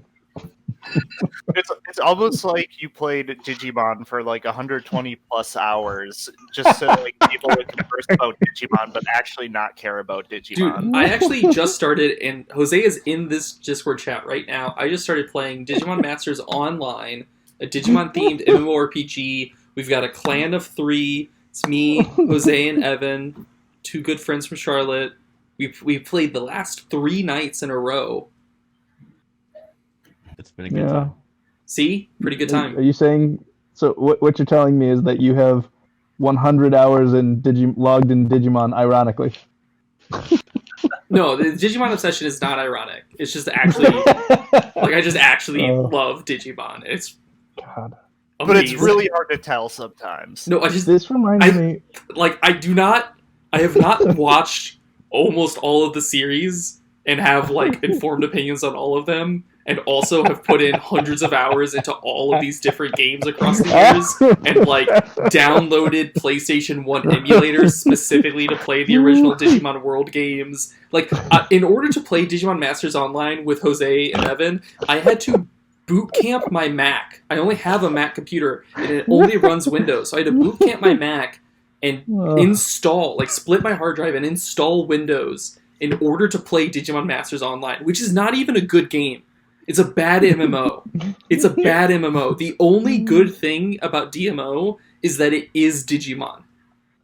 Wait, you're talking all this game, but I do not recall seeing a single Digimon action figure in your apartment. Oh, Evan was trying to get me into Gunpla last night when we were playing. There's some like really cool, like Black War Greymon is a really cool looking Gunpla model that I could get, but I've just never really been an action model person. Like, I just remember as a kid, like I had like this is it War Greymon? That's like the weird one that gets smaller. That gets smaller? Yeah, as the Greymons go. Oh yes. War Greymon. So like the mega form is relatively smaller than like Metal Greymon. It's more like streamlined, I think is the right way to look at it. No, it is smaller. Like it just turns into like more humanoid of a thing. But anyway, like there was like a War Greymon like action figure thing that would like open up, and then it had like smaller like pieces that you put in it, and like realistically, that toy probably sucked. But like as a kid, that toy was cool. Yeah. I think my thing with like action figures and models and Gunpla stuff is like, if you're in my room, there's like 3 pieces of Killer Queen artwork. Over my record player, there's a Killer Queen poster. Next to that is like a medal, or like a little like placard from a tournament.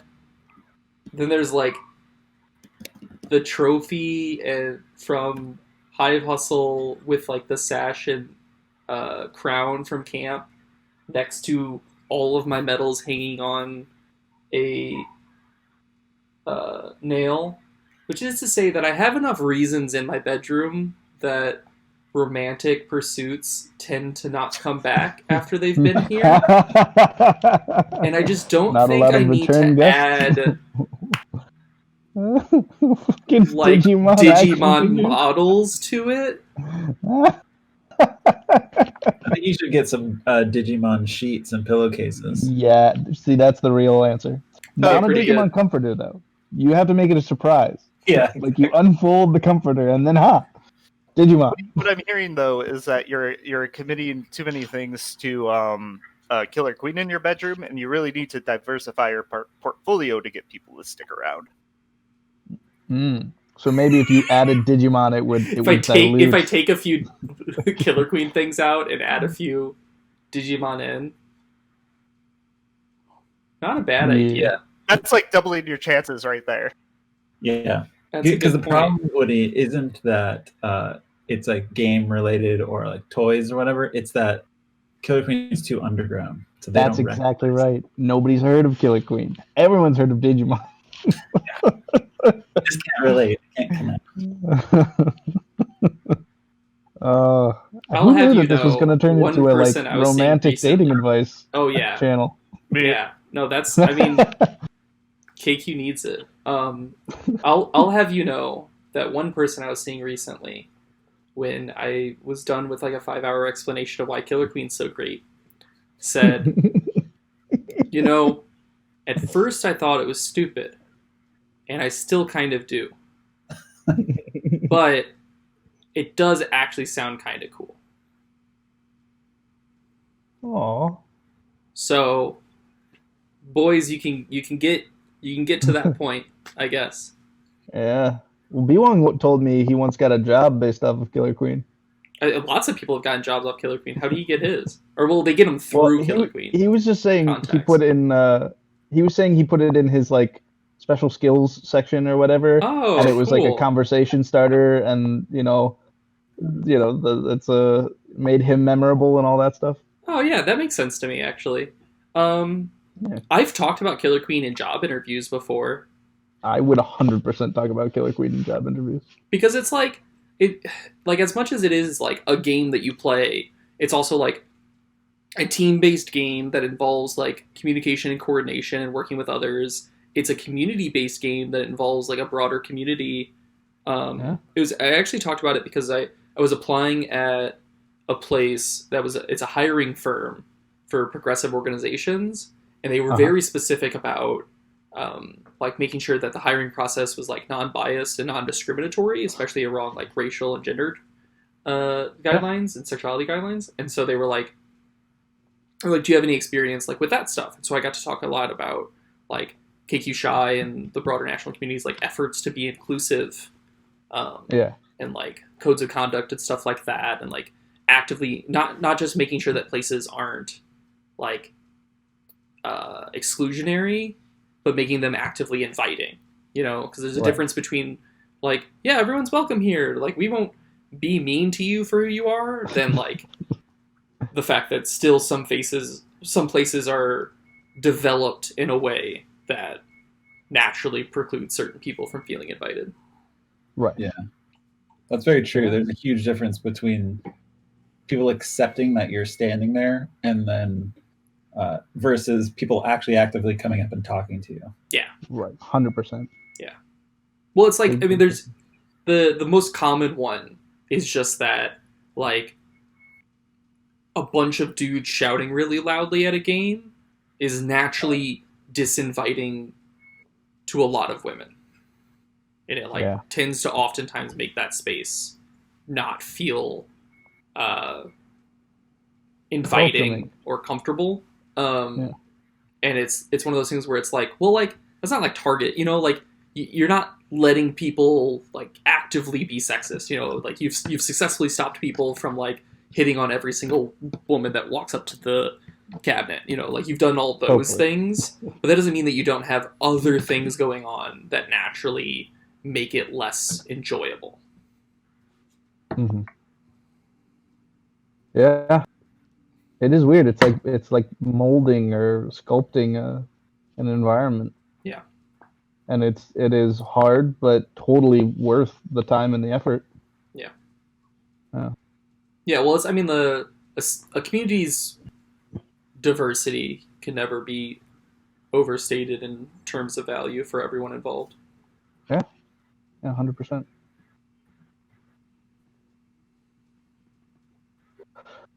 Oh. Yeah, that's actually something, not in terms of like diversity, really. I think we've done a better job. It's still, I think Logan is just like naturally difficult. It's primarily frequented by white dudes. But I think we've done a much better job in the past couple of years of being inviting in general and increasing like new recruits and increasing retention rates and stuff like that. That I've been really happy to see. Well, so I know we've talked about this before in different contexts, but it's always so odd for me because I've only seen the tail end of that. Yeah. It's one of those things where I know from having heard that the scene has changed so much in 4 years, however many. But all I've ever known it as is this past year and a half. Yeah. It's I don't know. It's pretty great. Yeah, It's one of those things where it's like, what problems? What fighting? What? Which is, I mean, that's lovely. It's happy to hear that. And I think we do constantly have like new people coming in, which feels really good. It's kind of funny. Yeah. I was talking about something similar with Chuck recently, who, for people who don't know, is like an old KQChai player that's also my roommate. He's not that old. Not like not as in like his age is old. He's an old man, as in like he's been around a while, much longer than me. But he, by the way, when I left to go to the restroom earlier, he wanted me to make sure that I tell all of you that he'll beat up all you punks or something like that. I don't know. What? That's what he said. But whatever. So Chuck and I were talking about it, and he like expressed like which is I feel like an everlasting concern that people end up having, which is like, how long is this game gonna last? Like, how long are people gonna be playing it? And it's like, I don't know. No one really knows. But I don't think we're like on the precipice of anything. What always happens is like veteran players oftentimes talk about like, well, so many people have stopped playing, and I'm like, yeah. But like, way more people have started playing. Like when I look at like the KQChai like Wednesday free plays and stuff, or like our league nights on Sundays at Twisted Hippo, like I see a lot of missing faces that 2 years ago I would see every single week. But I see way more people where it's like, oh, awesome, you're here. Wow, you come to this now? Yeah. Oh, you've been here like 5 weeks in a row? Yeah. Like right before quarantine happened, we just had Coleman was like our new regular player. He'd come for like a month straight. God, I hope he keeps coming back. He could be good. I hope so too. He was a natural. I went to his DJ set. Wait, what? Yeah, like right before quarantine. It was the last Wednesday that I think any of us had, or maybe that he went to. Yeah. He invited me to go to his DJ set. And I was like considering going, and then John Young needed to pick up something from my house. And I was like, yeah, whenever, do you want to also go to Coleman's DJ set? And he was like, oh, screw it, why not? So like he showed up, we got the thing from my place, and then we both went over to Coleman's DJ set. Because it was like down the street. It was at Record Breakers. Which is, I always want to say Reckless, because Reckless and Record, but Record Breakers is like a block away from my house. So we just like walked up the street to it. What is that place? Is that a bar? No, it's a record store. Oh, it's right. Oh, okay. They clear it out and make it a... they just like had a stage in the back at this record store. And he had a really cool DJ set. And I was like... It was actually funny because he was like in the middle of this crew of people. And he, like I didn't see him go up because I didn't know his... I still don't know it. But I didn't know his, like, DJ name, you know? It's something... Right. It's Billy the Kid. That's right, it's Billy the Kid. His name's Coleman, so whatever. But he was like... They were like, no, welcome up Billy the Kid! And then I was, like, just looking through records... And then he got on, and I was like, oh, this is really good. And I looked up, I was like, this is a different person. And I looked up, and it was Coleman. I was like, wait, I've been jamming to Coleman stuff. I'm going to go actually listen to him now. But yeah, I'm going to go ahead and just drop Coleman's info for everybody. How do Instagram names work? So like Instagram /you? Does anyone know? Nope. /name or whatever their handle is. Yeah, just /name. Gotcha. Cool. Yeah, so I just dropped it. I'm gonna drop it in the Twitch too. It's the chopping block. Yeah, so that's like their crew. Oh, I love it. The chopping block? Chopping block? It's the chopping block. It looks... Is that... No. First, I thought the first photo was him, but it isn't. No, Yeah, it was really good too. that's super cool. Hell yeah. Well, I'm in. It like stresses me out when that like I'm in the period where people I know are stopping coming down. But you're totally right, man. It's not. It is not like people slowly kind of drifting away and never coming back. It's like people who leave don't ever seem to leave permanently. Yeah. Like it's not like I'm never coming back. Yeah. It's usually just like I'm stepping away a little bit. But then the people who keep coming down seem to like stick. Yeah, absolutely. So and it's just and then they'll do it, and then they'll do it, and then they'll do it. I mean, eventually the game will die for some reason, right? No shit, it doesn't have to. No, it's gonna be thing. Like Bumblebear goes under and like stops supporting it, or like Logan Arcade gets rid of it, or something. Like something horrible's gonna happen. I don't know, man. Or there's just gonna be a cooler, better game that does the same dynamic better. No.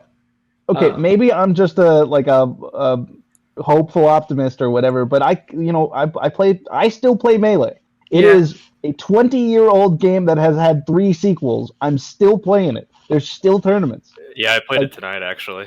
Nice. See, there we go. It's. I was about to mention Melee because it sounds like about what you were getting to, kind of a grassroots thing. Yeah, exactly. Yeah. I mean, it's all the fighter. It's a will too.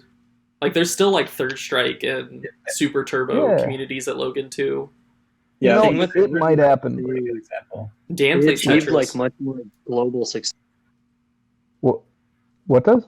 That's a good point. Point. All those games that you mentioned at some point had like major global success, whereas KQ is still limited in a certain way. Even just its medium, its format is like an inherently limited thing.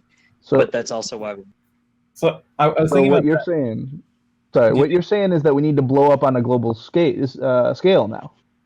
So, a year from now, maybe just. I think slow growth can actually be. It can extend its life cycle because it just takes longer for it to get exposure, which it's a double-edged sword in some ways. But I don't even think we're halfway through Killer Queen's life cycle. No, I don't think so either. I think it's a long time. I think I will stop playing it for life or social reasons before people stop playing it. Yeah. Well, I mean, right now we're in a really weird situation, obviously, that affects KQ much more directly than most other video games. So, I don't know. I'm not even sure what the next short-term step is for KQ, like what really is going to happen. Yeah. Maybe we should... It's like a hard interruption. Yeah, this is a really weird time. It's like very odd, especially like every tournament's getting postponed or delayed or canceled.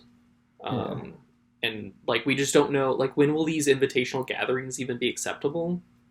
I mean, I'm just hoping like Logan Arcade, and places like that reopen in a way that attracts people and isn't just like, people are afraid of for such a long time. Yeah.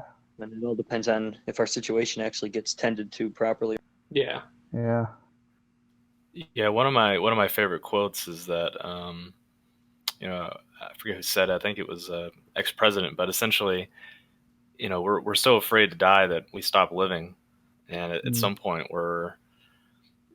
I don't know. It's you always want to be sensitive about the lives of others, but in some way, you don't want to live in fear, and we're kind of seeing the effect of that right now. Mm-hmm. We are, but I think we are forced to be in fear, but it's more like a caution for a while.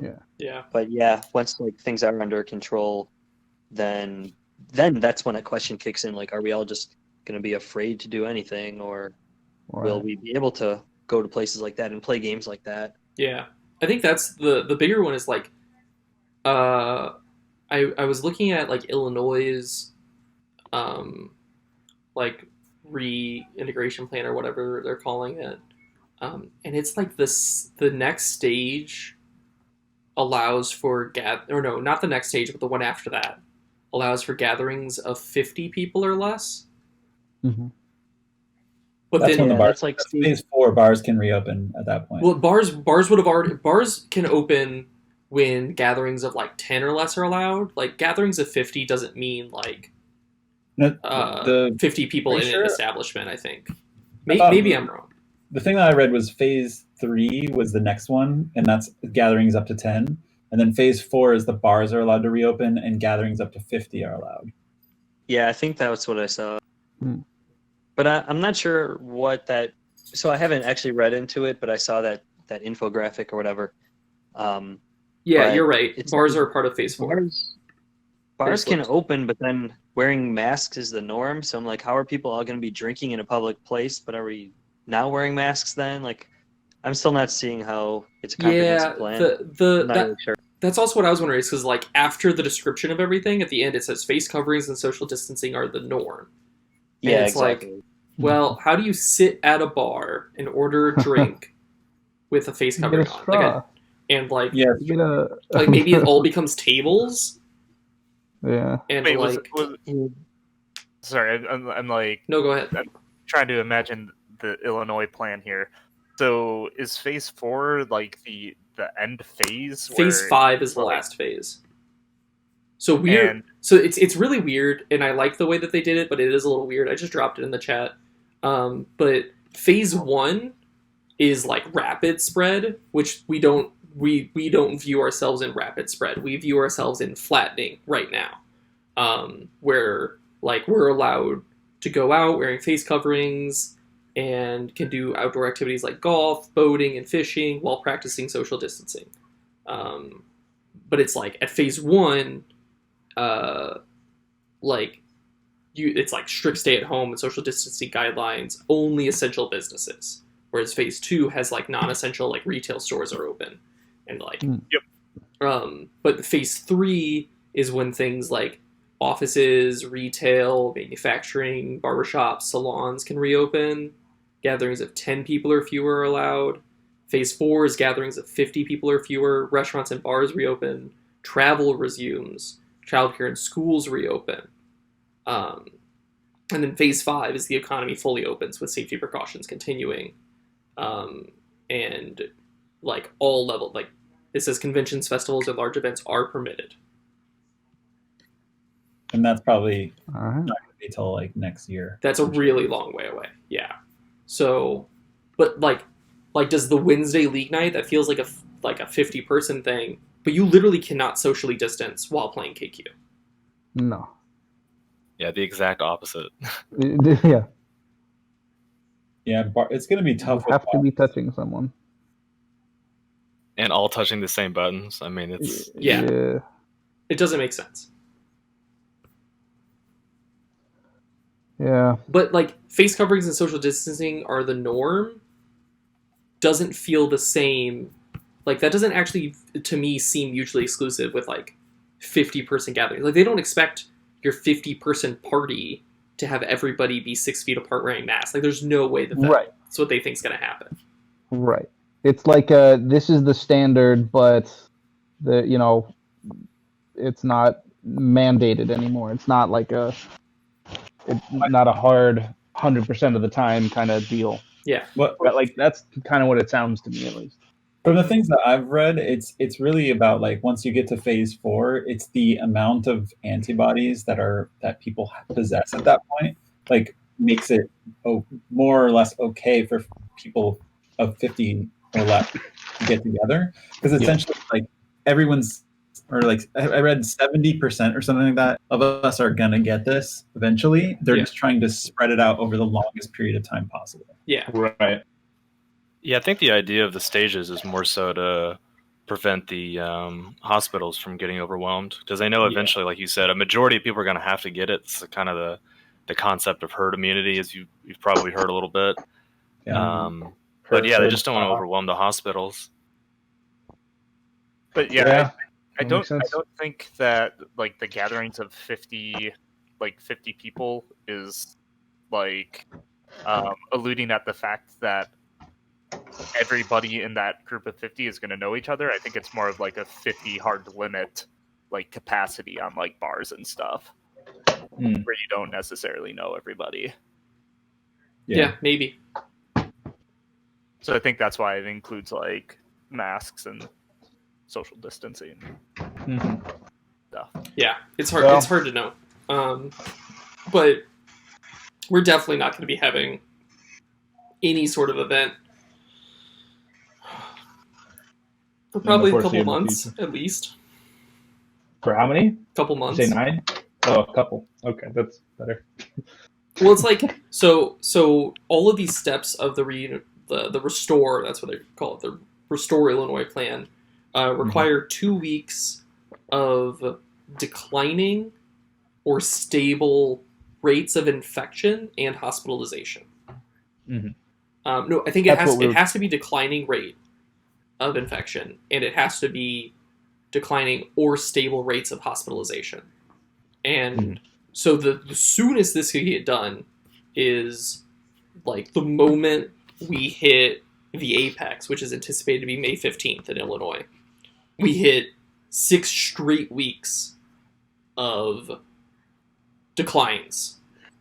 Mhm. That's the soonest this like phase could be over.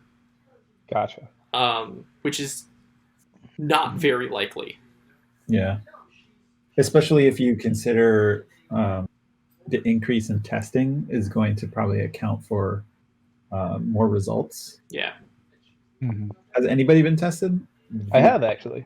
You haven't? I was tested yesterday. Yeah, do you have Did you already COVID?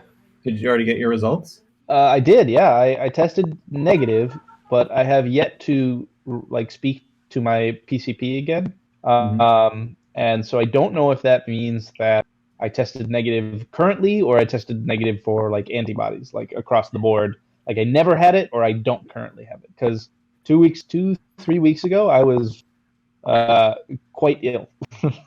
Oh wow. So I have been extremely careful. I've been really not going out at all. Like, and when I do, head to toe. I was lucky enough to have like big things of Purell ready. Nice. So yeah. No, I tested negative. Congrats. That's good. Thanks. I have not Yeah, been tested, but I am confident I do not have COVID as of Yeah. 2 weeks ago today. Maybe I got it yesterday. Maybe I got it a week ago. We'll find out. All right. Yeah, I think Andrew, were you saying that you were tested? I have not been tested now. Okay.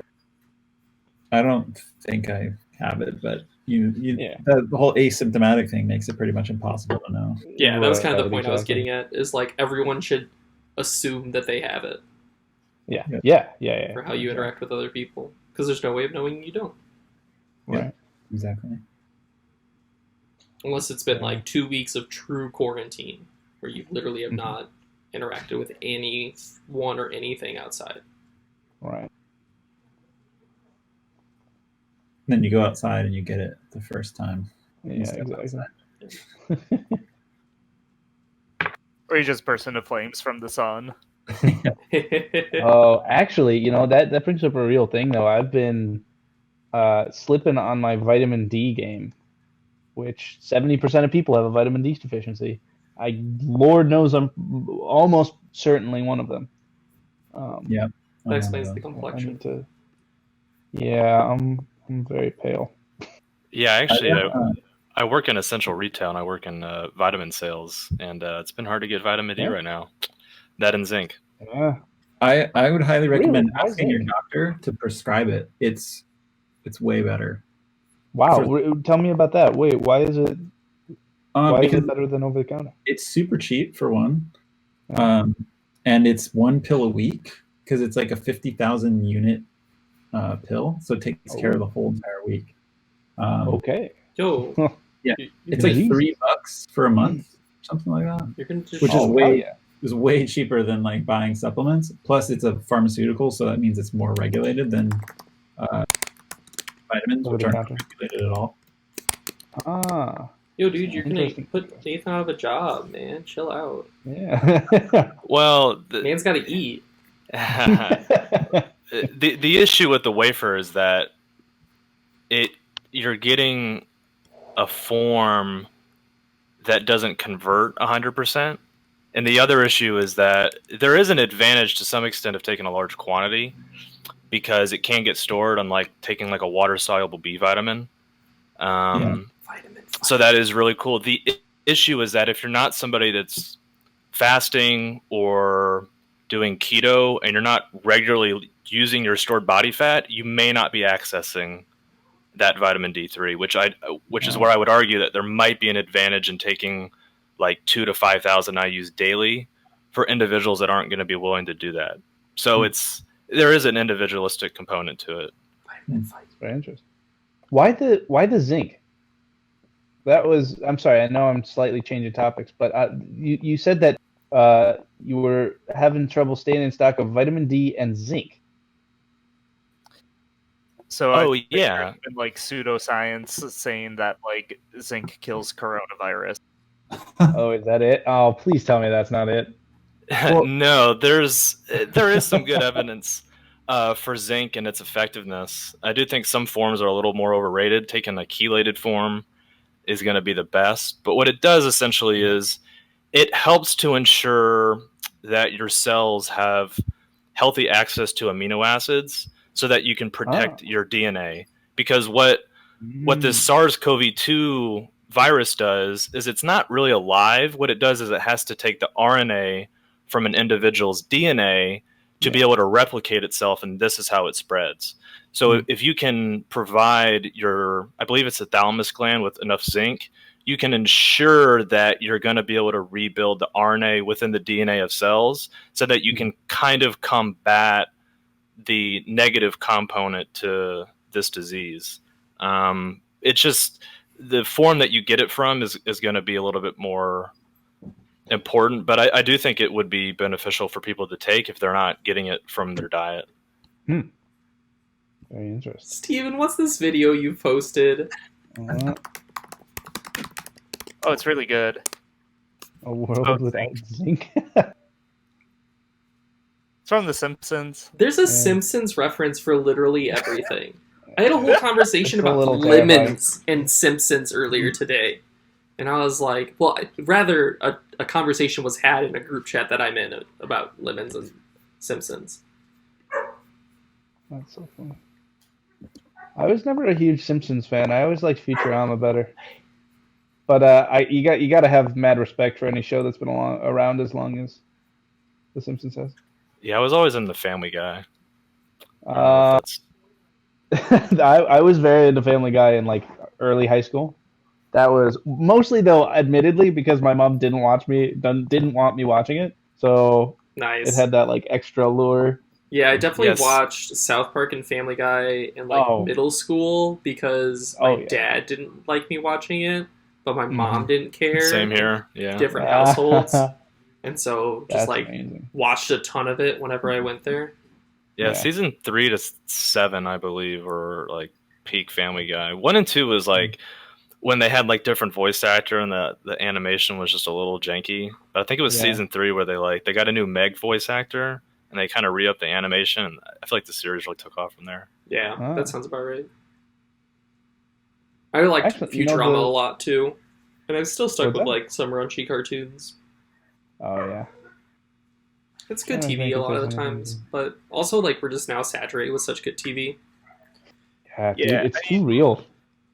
So this is from season 3 of The Simpsons, and it's got a kid trying to shoot himself in the head, but he can't because the firing pin on his gun was made of, you guessed it, zinc. Yeah. Wow. Thank God for zinc. I'm thinking zinc. Yeah. The most recent funny show, which was not animated that I watched, was Schitt's Creek. Schitt's Creek? Yeah. God damn! Everybody's telling me that show's funny. I watched really one episode good. like 3 years ago. Didn't particularly like it, and kind of wrote it off. And I'm wondering if I made a mistake. I don't think you made a mistake. It is unpalatable at first. Okay. And I recommend getting into it because it starts off kind of feeling like It's Always Sunny does, where you're like, wow, I hate literally all of these people and want none of them to be happy. And why am I watching this show? But it gets a lot better, and a lot of the characters become very sympathetic. Okay. But it's really good. It's really good television. It's just very funny, but also with a surprising amount of character growth over the seasons that you wouldn't expect from essentially a sitcom. Huh. Okay. All right. I'll give Big it another recommend. shot. Big recommend. I had to get like a few episodes into the first season before I was like, do I like this? Okay. All right, that's very fair. Hey, man, I grew up on British television, so I definitely know that feel. The first few episodes of season 1 in any British show are like they're not good. It's pretty much across the board as far as I'm aware. That's really funny. Is that where you're from? No, no, not even remotely. It's just that's like the kind of show my dad watched, and Yeah. so he kind of raised me on it. Like Blackadder, I don't know if you've heard of it at all, but I've heard of that. Yeah, it sounds familiar.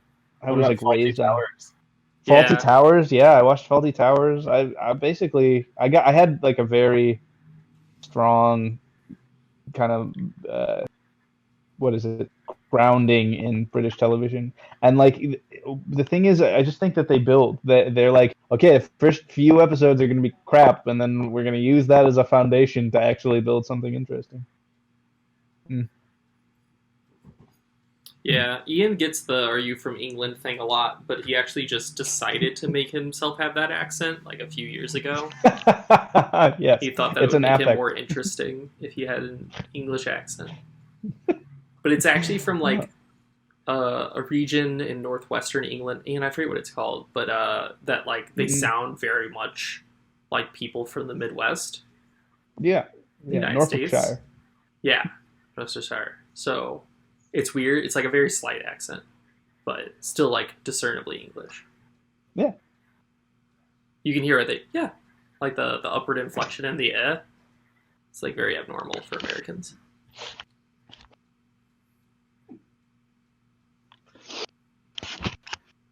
Yeah, but we moved pretty early, so. Steve has gone live. That's wonderful. Oh I love my this. god! I wish the adoring fans on High School could see it. I might be able to add a new video capture device. It's just like such the classic Chicago sense of humor. It's just like lying to you as long as we can. Oh yeah, my dumb thing. Yeah. Yeah, right. I know I've told you this, but I still have a very distinct memory of this was back when you were on Alt Guild. Oh yeah. Just pulling. It was like you, me, Kogan. I don't know, a whole bunch of other people sitting on your couch, and I pulled one of those. I was just like, oh yeah, I like, of course I this is a prosthetic leg, or whatever, some stupid inane thing for like 2 whole minutes before I started laughing, and you were like, oh yeah, okay, you can hang. And then that was like, I mean, that had to have been like 2 weeks into me playing Killer Queen. Yeah, I remember very vividly the "yeah, you can hang" comment. Did you have me fooled with the joke too? Or did you? Yeah. Have... Oh, for sure. Okay. For sure, I did. That was how I knew it was a good one. It's like, yeah. Very wild. It's so interesting to me how each scene is like just has a personality. Each like city. Oh yeah. Yeah. It's like so dramatically different. It's wild. Yeah. Because it is no surprise because like regional differences are really intense in the United States, but also like the specific type of bar that a place is really matters for what clientele tend to go there. Mm-hmm. And so it's kind of funny because I feel like there's just like a massive amount of untapped Killer Queen players. Yeah. That like near every scene that would just never go to your bar and never hang out with people like you, But like I do feel like if you just opened up another successful arcade bar in like a different part of town, like I feel like if you opened up an arcade bar in Lakeview, you would get a very different but successful, thriving Killer Queen scene. Yeah. Yeah, There's I totally see what you're saying. like you though. There's Replay. wait, what? Yeah, but they don't have Yeah, a KQ cabinet. They don't- Oh yeah. what Right, I but was if you brought a Killer Queen machine to replay, you would draw such a different crowd than the Yeah. Logan crowd. Like that wouldn't even be remotely the Yeah. same. You can't even hear yourself think in replay. Yeah. Yeah. Replay's wild. Yeah. But that's kind of There like was Uptown Arcade though, right? That didn't generate a scene over there, did well, it? that's because that bar was. sucked, Yeah. Yeah, and no one would ever Good go there. place, really. Yeah.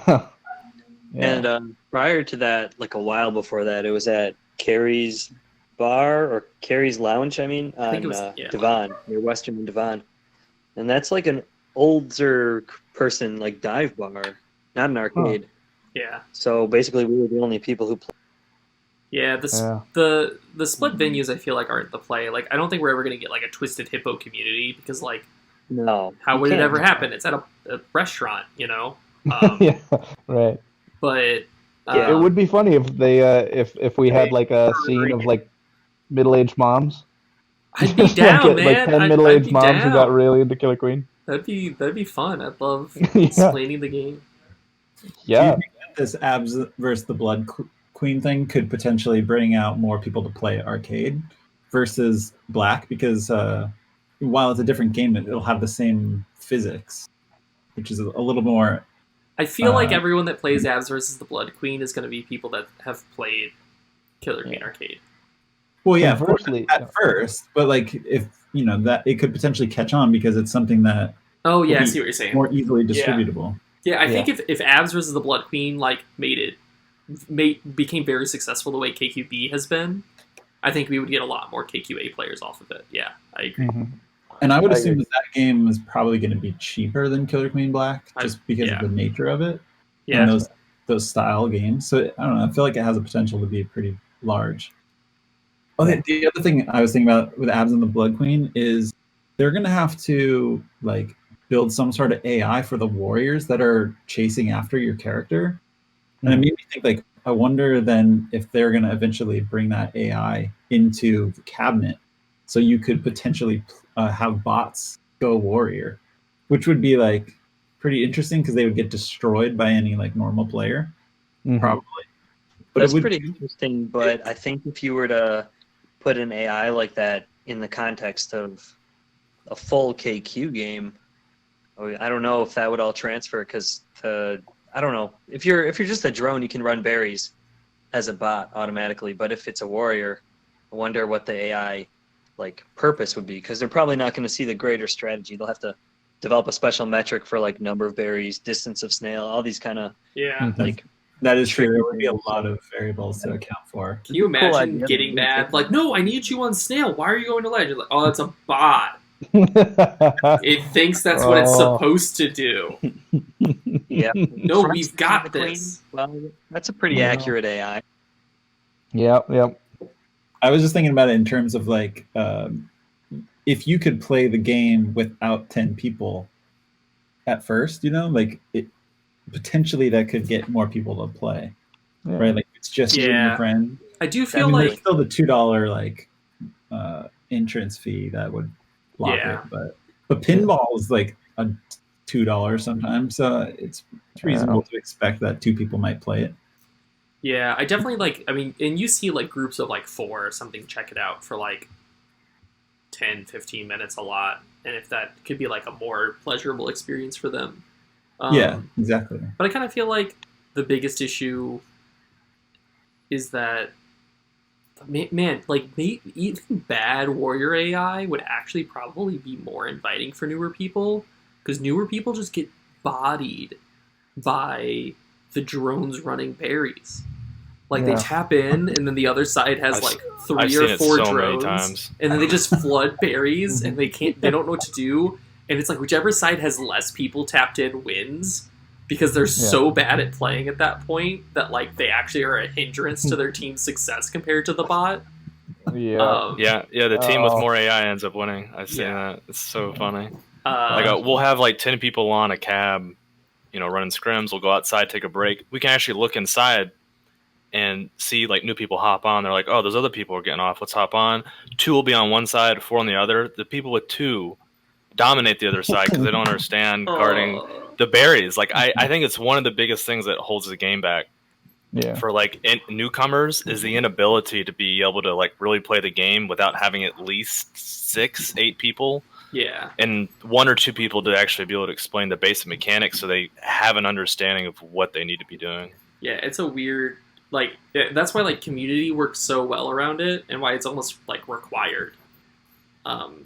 Yeah. But we get, like, there are, like, a few pockets of friend groups in Chicago that show up super randomly.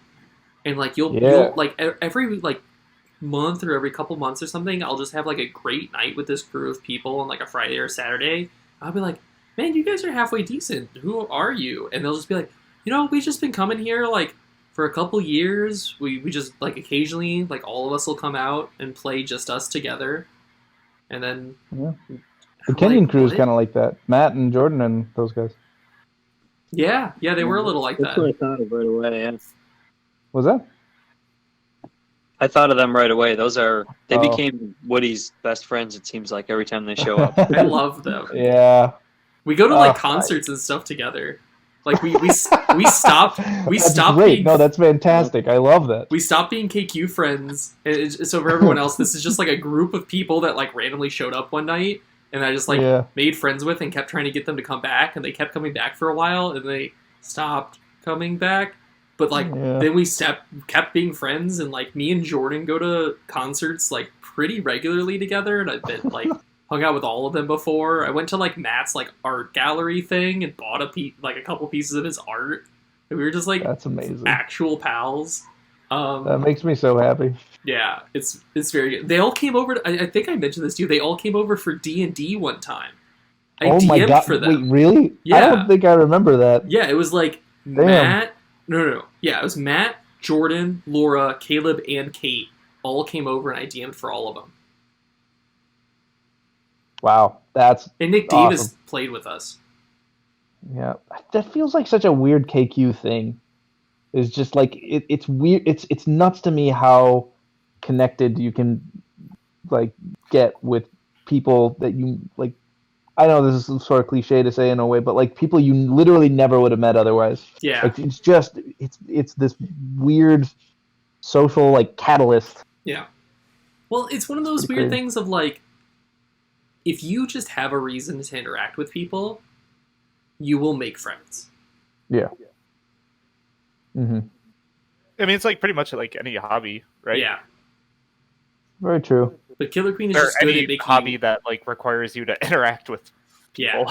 Yeah. But it's like, you have your like book there's club. an extra dimension to Killer Queen because it's always seems to be in a like a bar and a places with a lot of different through traffic. Yeah, I think it's just it's how not many like if I more built people model you interact trains, with. it would be me and the guys I met on the internet that also built model trains. Yeah. Like in our basements, like it wouldn't be the same by any means. Well, it's like you have that's kind of why I made that like preface of required to interact with people because like I feel like you're interacting with people when you build model trains, but it's just still not it's not the same when it's like people with a common goal in a location that also has people that kind of float. The hobby itself doesn't require interaction with people, right? What? Building model trains? Yeah. Well, it's like it's one of those things where it does and it doesn't. Yeah. Oh, like that's a good example. If you literally want to do I see something what you're alone, saying then now, that's though. fine. But if you're going to get seriously into model trains, you're not going to go years and years without reaching out to modeltrainsbuilders.org or whatever. Trains, or did you just pull that example? Like, I don't know. Model trains was just on my mind for whatever But reason. like another good example of like if you're just like really into like pickup basketball. Like I know a number of people, or like pool sharks is a great example. Like all of those types of things like end up making lots of friends because like you're constantly cycling in and out people to participate in this hobby. You know, it's like you need another person to play. Oh, like I know a guy, I'll bring him out and then we can play like 2v2 or 3v3 or whatever, you know, or like pool, you just like constantly mingle and interact with all these random people that are there at that pool hall to play, and you make all these friends that way. I think those are common, but I think Killer Queen maximizes the number of people you end up interacting with compared to a lot of hobbies. I think because there's like no real upward bound on how many people can just like do this thing at a time. Yeah. There's like a soft upper limit, but not a hard one. Yeah. A lot of the people that you end up meeting through KQ just went there because it was a bar and they ended up playing this weird thing. Yeah. Whereas like the model train example, I mean, or hobbies, you like, or even other barroom games like pool, you go there and you might be going there to play that thing, or like you're already someone who plays it or something. But KQ, though it's a game, attracts a lot of people who don't even play any games whatsoever. That's a great point. That's like what, like I'm friends with Jordan and Laura and all them because we met through KQ, but we're friends over other things because they're not a KQ person. They're a person who showed up and happened to play KQ or intentionally went to play KQ casually. And then it was like, oh, all these other things.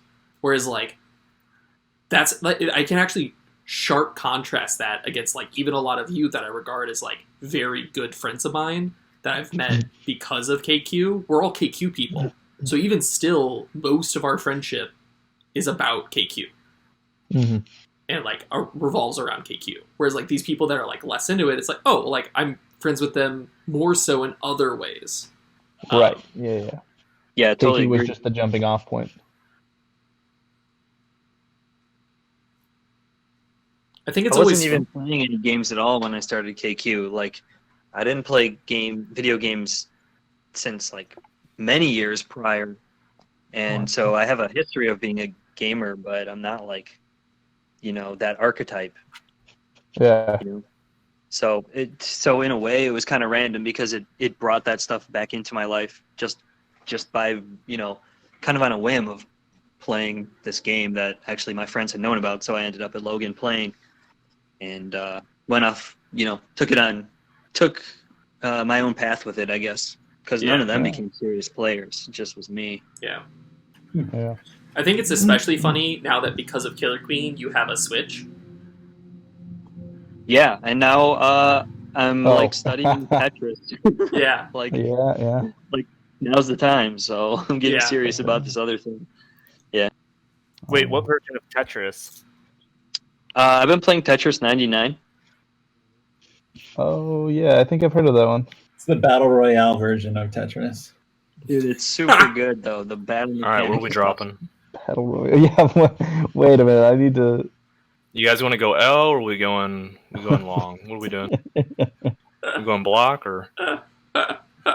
Are we picking pieces right now? Is this like a... Amazing. Like an impromptu tournament right now. Or a Tetris thing? Yeah, what's going on? Yeah, actually, if you were a Tetris block, which block would you be? I'd be Z, the little Z one. Oh, Damn, I was about to say Z. Damn. Nah, I'd take the T. Yeah, Yeah. damn. Well, you Yeah, can you do the be. T. It depends because you can rotate it. So I can be like vertical Z. You could be sideways Z. You know Yeah, what I that's mean? fair. Depending on personality differences. Yeah. Are there ones I can see that. go the other way, right? It's like two different C's, right? Or am I wrong? There's an S and a Z. There's an S and a Z, yeah. Oh, Gotcha. fair. I could be the S then. I have no problem with that. Okay, but is that how you feel inside? Do you Ooh. feel like an S or do you feel like a Z, my dude? I feel like a Like- Z. I feel sharper. Okay, 'cause I mean, feel like- like I got those pointier edges. I know you're trying to avoid like having the Same. same block as someone else in this chat, but like that's not going to happen. And also, We if got you plenty of surveyed, room for more Z's over here. if you surveyed Each every three single inner- person, inner We're letters. running trios. I need 2 more Z's. You know what I mean? Oh, okay. Yeah, I'm down. and if you've ever played I'll be part of Tetris, the you Z get crew. more than one Z, Ian. Yeah, fair. You know what? You're right. I shouldn't sell myself short. I should just be who I am. I don't I'll be know. I'm a square. Z. Join us. You're a square. Yeah. Wow. Dan, what are An you? L7. T, right? That's what you said. What? I said T, yeah. Dan said T. Andrew, did you say what you are? I said T as well. Gotcha. What do you guys think I am? I can't tell. Oh, I know instantly what you are, Woody. What am I? You're definitely the L. You're an L for sure. Which No L? question. L or J? There's two L's. The long one. The lowercase L. What are you, I? T or an Long, skinny one. That's an eye piece. Yeah. Oh, sure, line. that one too. The line. It's an eye. Yeah. Woody's also an idea. The What's Tetris up? piece. Ian, you think I'm an L? No, you're a line. You're an eye. You're a whatever. Oh, I see. Damn it. I see. Oh, you think I I'm was just thinking four lowercase straight L for blocks? whatever reason. No, I totally understand. No, that makes sense. You think I'm Woody, four straight you're a blocks? lowercase L. I don't think that's me. I don't associate Oh. with that. Woody would be a J because Jada. Hey, but that is my better J dive too. I J dive better from the right than I do from the left. All right, note that down, everybody. Okay. Dan, do you remember that one time that I like really analyzed this like one specific kill that we got?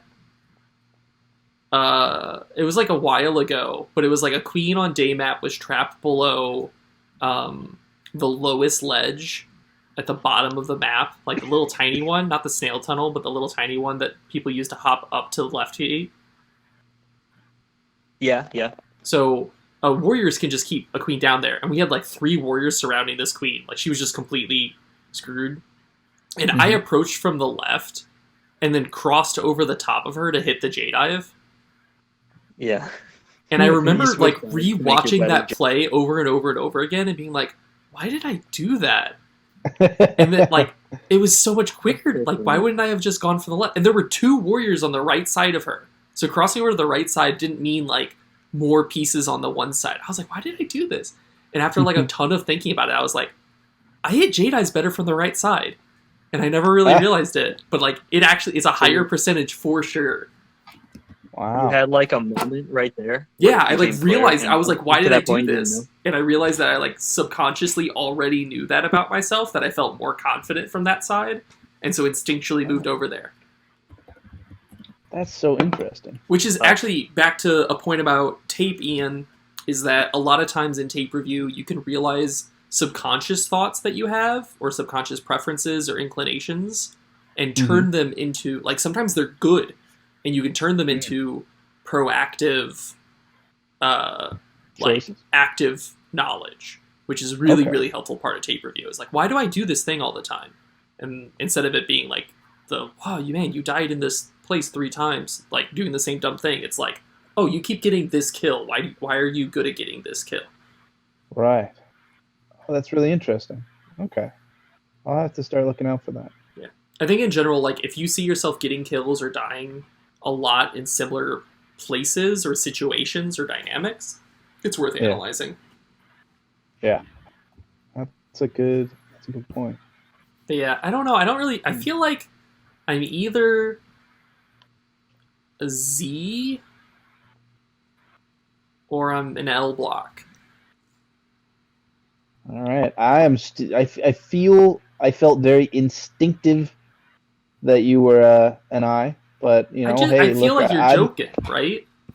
What's that? Like, what about me as an I block? Well, so you are the block that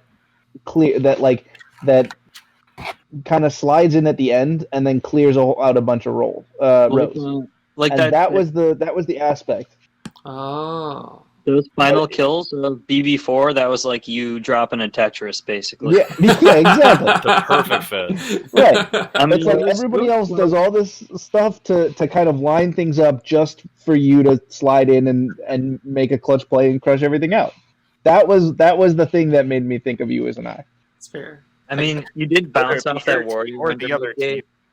Did you say I bounced off that warrior underneath Midgate? Yeah, I said you did bounce off of possibly B-Wong. Yeah, it was Midgate. B-Wong. So I don't know, maybe it was a triple and not a Tetris, but you know.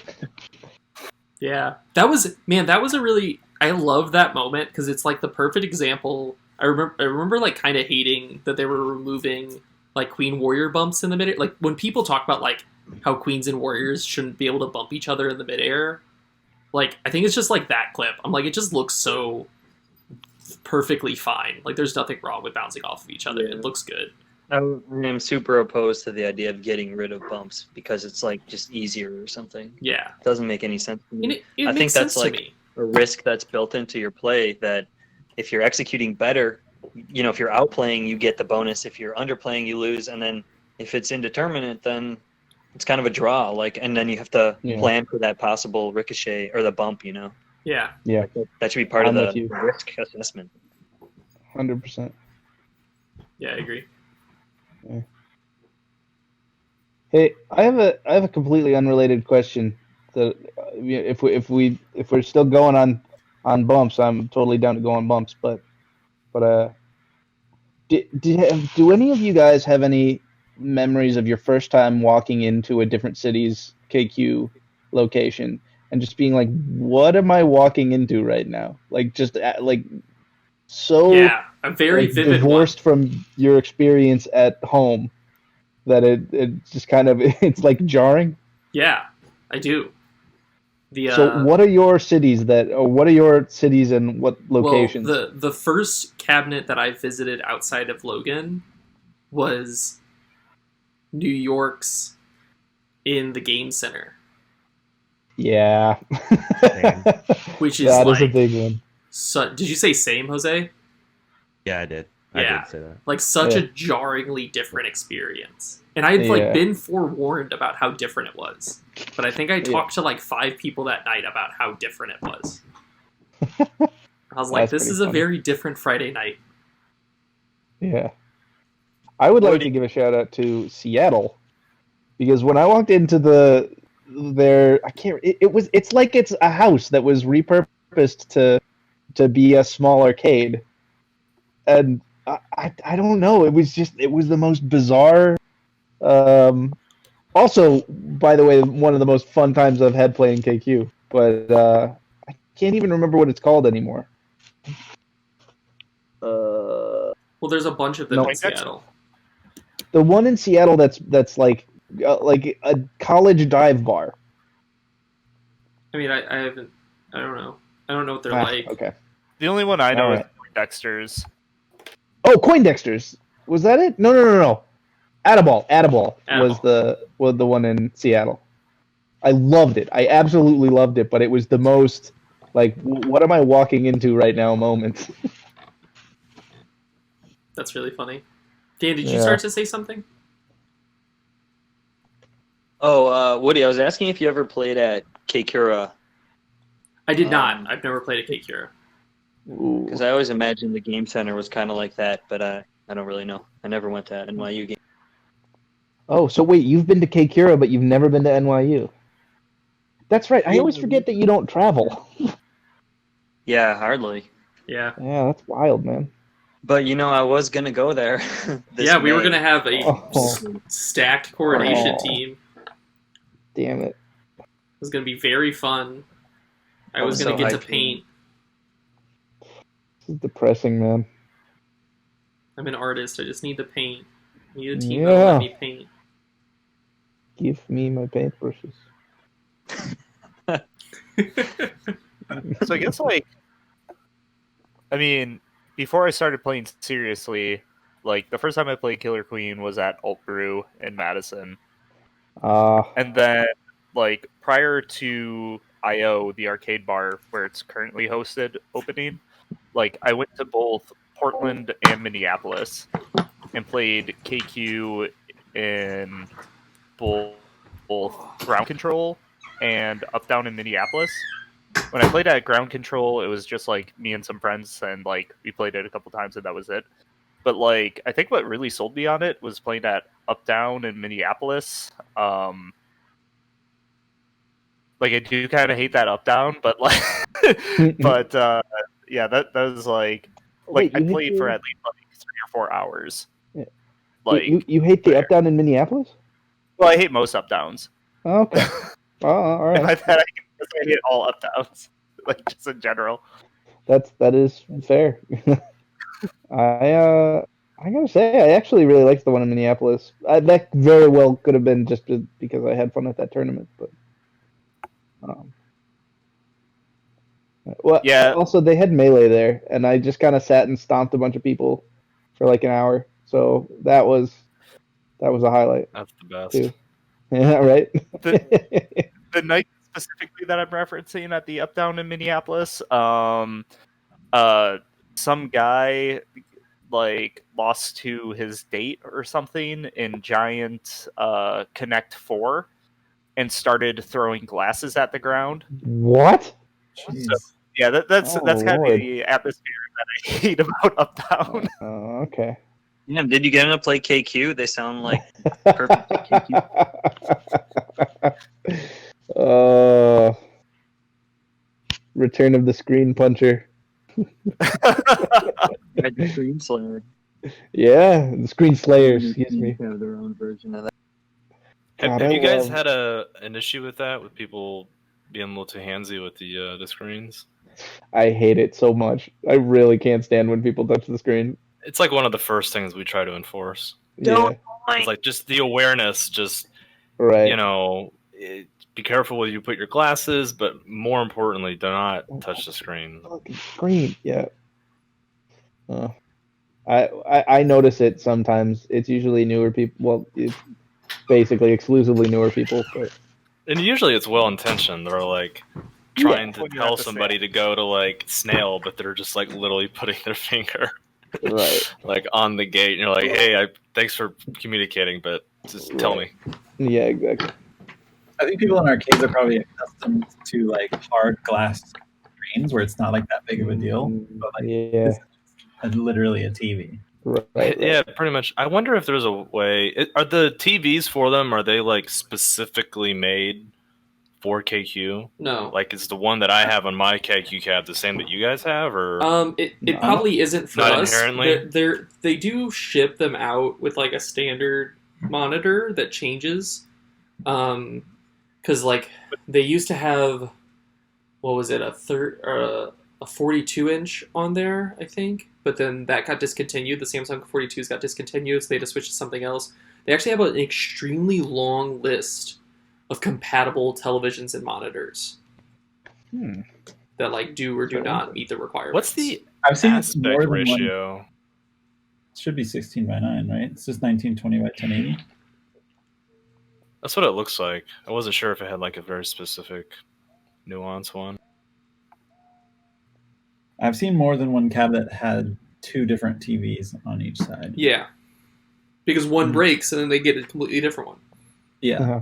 It's Oh yeah, terrible. the up down or the uptown. Yeah, whenever the one broke and then the little had baby a one. little- yeah, the little baby. Come to think about it, that was my experience. Like going to Uptown Arcade for the first time Yeah. was so weird. Oh god. It was just like there was like nobody there, and like the back room was all dark, and like one of those sides had a really tiny TV, and then the joystick didn't work. Yeah. It's a miracle I ever actually made it down, because my first experience was at the Uptown one. I was lucky enough to be there when there was this like bachelor party. Bachelor or bachelorette party or whatever. It was just a small pre-wedding party. And they were like, "Hey man, we need one more. Like, come play with us. This game is great." Yada yada yada. And even with me, we had like 8 players, I think. But I was like, okay, yeah, this is pretty cool. But you know, I don't know, it's not all that. But then I looked online and saw that they had 2 locations, and I was like, well, I can't really write it off until I try both. And so, yeah. But the Uptown people, like the bar itself is not great. It's such a garbage bar. It's really garbage bar. I actually had a really awful negative interaction around someone touching the screen not that long at Logan. Ooh. That ended with me swearing at this stranger because she I was like playing with her and her like 4 friends. It was like the 5 of us. I like made friends with them and we were all playing together, and I was like, cool, this is a fun group. I'm having a good time with these people. And then she touched the screen and I was like, oh hey, just try not to touch the screen. Like very coolly and casually. It was like the second or third time she touched the screen, so I was like, okay, this is gonna be an issue. And she was like, oh sorry, and like jokingly like fist pumped at the screen, like, oh sorry, like as if she was like gonna punch it, like just joking around. But then in the process of making that joke, accidentally did punch the screen. That's not funny. I'm sorry. And so I was like, please stop. Like, you just actually touched the screen again, though. So please, like, don't just stop touching the screen. Mhm. And then she, like, got annoyed and, like, said something smarmy to me and then actually purposely touched the screen. And I was like, okay, now you're being a fucking asshole and you need to stop fucking touching the screen and fuck off. And then you headbutted her. There was like all of her friends were like apologizing and like, dude, stop touching the screen, stop. She's like, I'm not gonna break it. I was like, I've seen them break over less. Stop touching the screen. Yeah. Just kind of this like altercation with this stranger that I was just having a good time on because she thought it was funny to touch the fucking screen. Yeah. I got so mad. Oh, I get it, man. I would have had the same reaction. Well, it's like there. It's also like our brand new monitors that we just got. And like you could see dead spots on the Logan cabinet, where like just like the color screen had gotten cracked, and so like the color was just a little faded in spots, and so like it's nice to have these new monitors. Can we not like break them a little bit? Because you don't have to shatter the screen to do damage to a monitor. That's not the only type of damage you can do to a monitor. Yeah. It was crazy. There's etiquette. Just be. I get people come here drunk, yada yada. But like, I don't know. It's actually to me way more reasonable. Like, was it Jacksonville where you guys had the guy that punched the screen, or was that South Florida? Yeah, that was like South Florida. And they actually, interestingly enough, we've had a couple issues, but mainly been accidents. It was South Florida that had that. And then what they did is the barber was like, all right, well, this fucking sucks. These idiots won't stop touching the damn screen. So what we're going to do is they just put these like little plexiglass screen protectors over the monitors. So they're pretty drunk proof for the most part. At least I've been to both their Queens Gone Wild invitationals. And they've had them both times. Wow. So it was like kind of middle to end of 2018 that I believe that happened. And ever since then, they're like, all right, we got to do something. Yeah, I really can't be buying these TVs every week.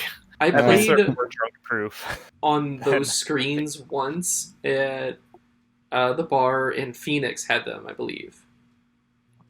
It doesn't really seem to mess up the visuals unless you're like somebody kind of standing like beside the cab. And like trying to watch, but even then, it's like not that weird. Yeah, I noticed it, but it definitely like quickly adjusted. Do Phoenix have those protectors? I thought they only have the plexiglass plates under the joystick. I don't know if it's plexiglass. I might be thinking of a different. Probably place. like a half inch, maybe an inch thick, like little. I don't know, just like see-through hard surface. I think Andrew's just asking specifically about the Phoenix cabinet, because that was the one that I suggested had the screen covers, and was saying because there's also the plastic plexiglass covers that go on the buttons and joysticks. Is what? That's underneath what it. Yeah, that's something I've wanted in Jacksonville. They had that at South Florida too. That was cool. Yeah, but I thought maybe it's not Phoenix, maybe it's somewhere else. But I definitely have played on a cabinet that had one. And it was weird.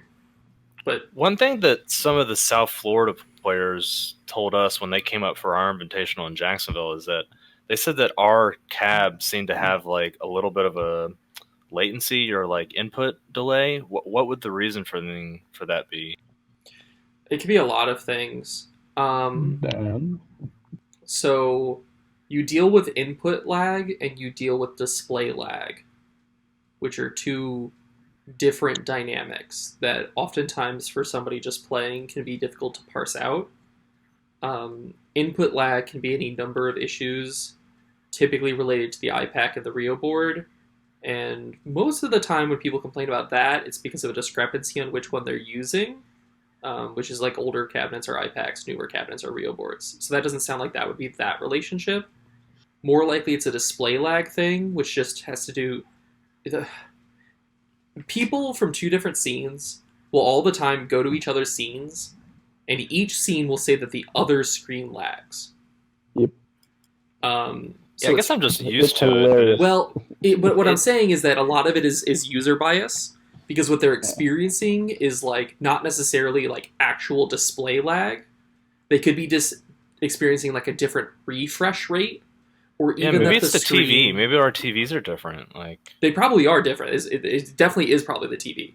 Different monitors and different televisions will have different refresh rates, different lag issues, and one of the weird ones is whether or not it refreshes from top to bottom or bottom to top is one of the super minor yeah, I ones never thought about that people don't That's realize true. can matter, but can matter.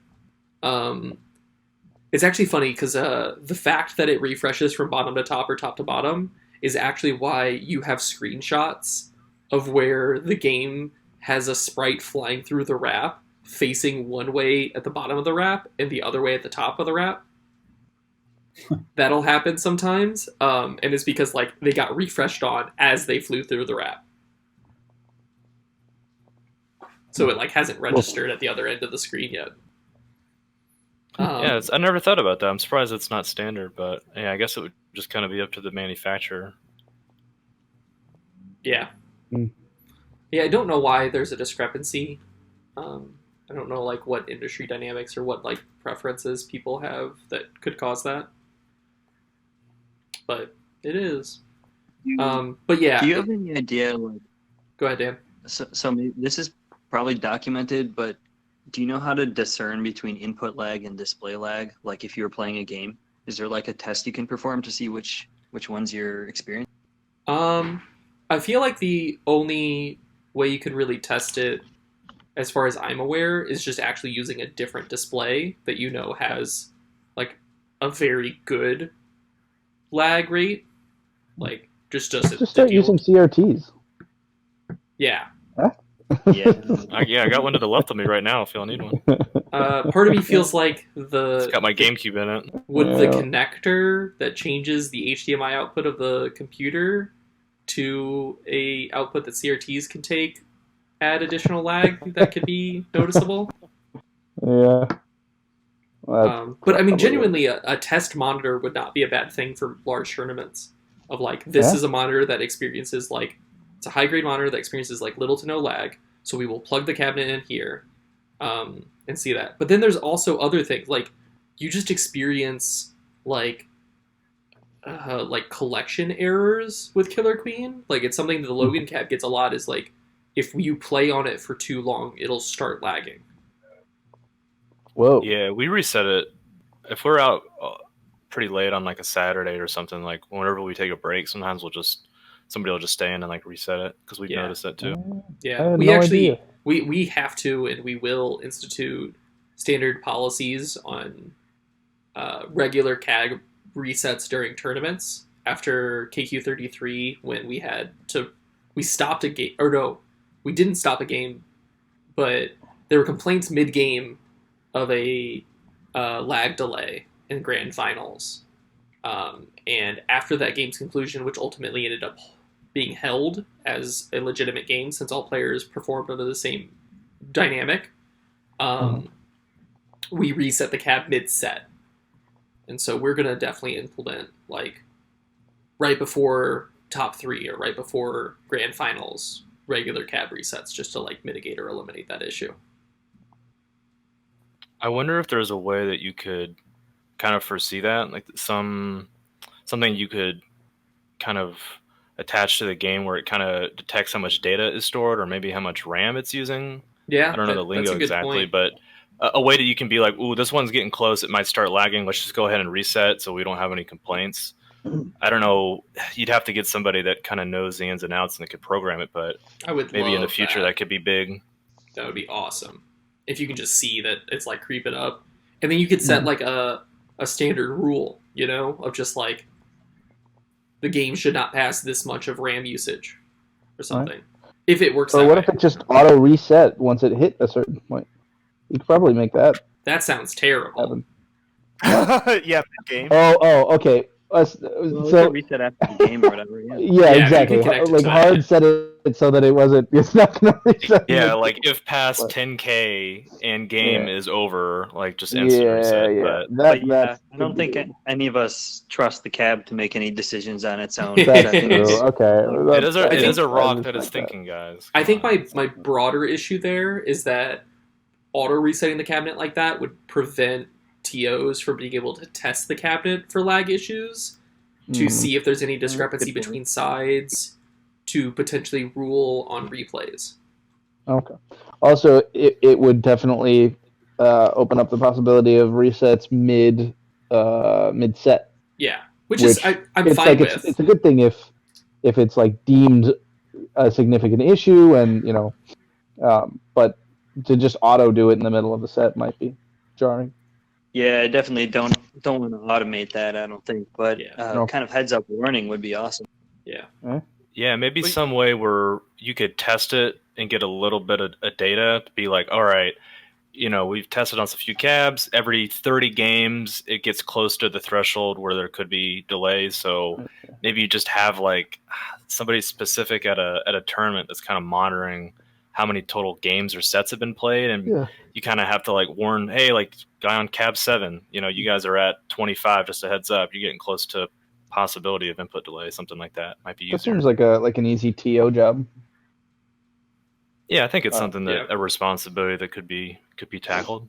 Yeah, you can get them one of those clickers, just a counter. I mean, you'd think there'd be able to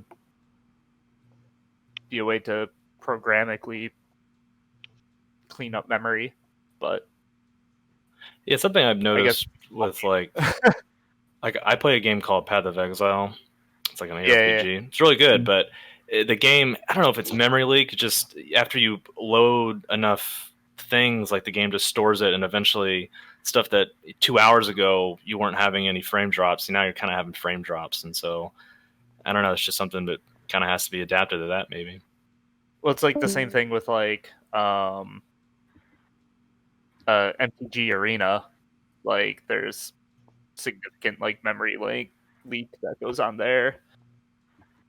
It's like you wouldn't think it'd be too like crazy memory intensive because it's like a digital card game, but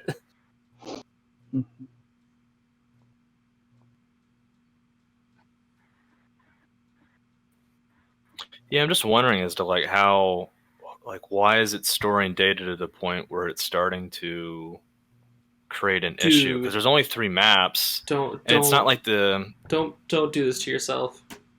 Just let it go, man. All right. It's 12:05. I'm just rolling. No, just never let yourself think about it too much. Mm-hmm. KQ, man, these cabinets are busted. Literally at Camp KQ, they discovered, or no, it was at BB3. They discovered that the cabinets were all running multiple instances of the game. Oh God, yeah. Dude, I was thinking about that. Unbelievable.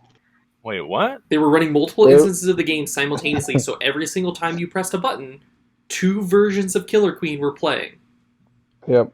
And so it was just double the RAM consumption. I was on every complaining cab? On like 2 different cabs. Well, of the 4 cabs? At the very least, it was on the main cab, like in the theater for the finals and other stuff. The main cab, like come on.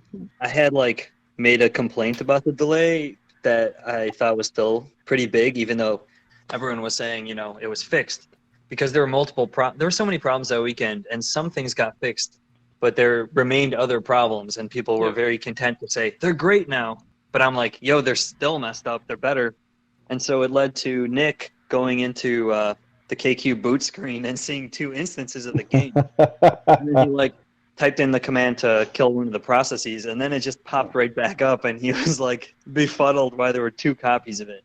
But you know what? I never heard the story behind that, like the explanation or the fix or what. So dude, they don't know. Has that ever happened at any other tournament or?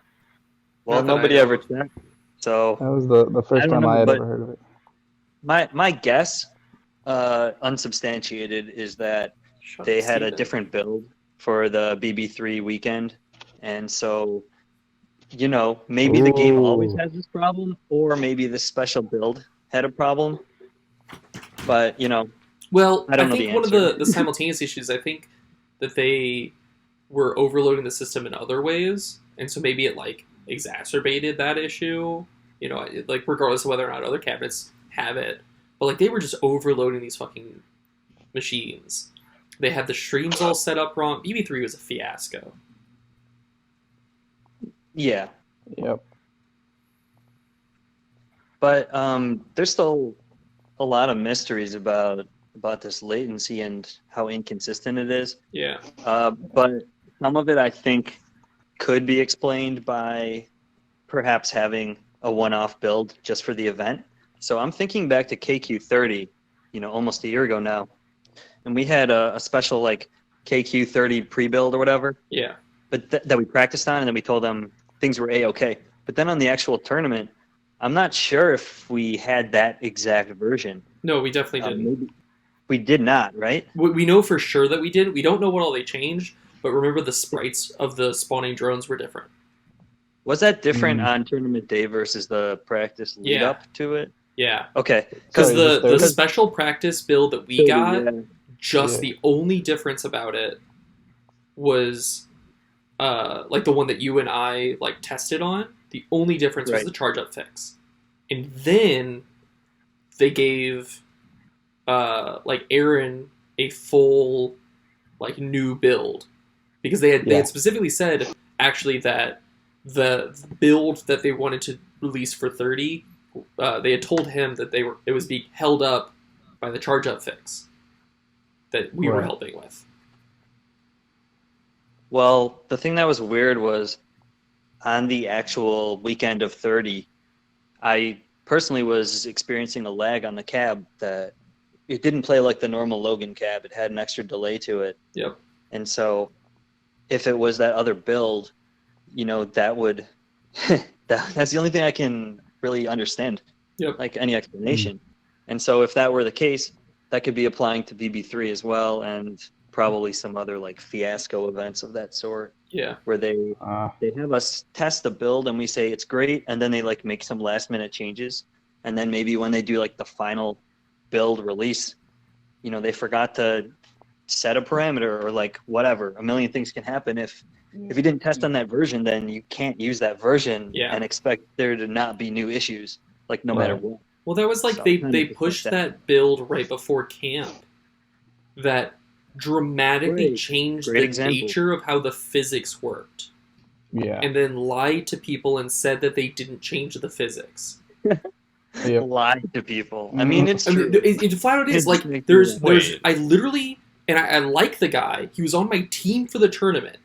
Nick Mikros was on my team for the tournament. And we had at length conversations about how the sticking and stuff felt different on this build.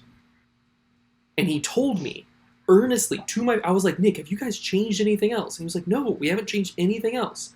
And then a month later, they're like, yeah, that build we were experimenting with getting rid of 3-bounce stabilization. And so that build didn't have 3-bounce stabilization on it. They probably just leaked in. What? Like realistically, What'd you say, Steven? like if like whatever happened, like probably just leaked in like unintentionally. No, they intentionally Like, from experimented with 3-bounce stabilization.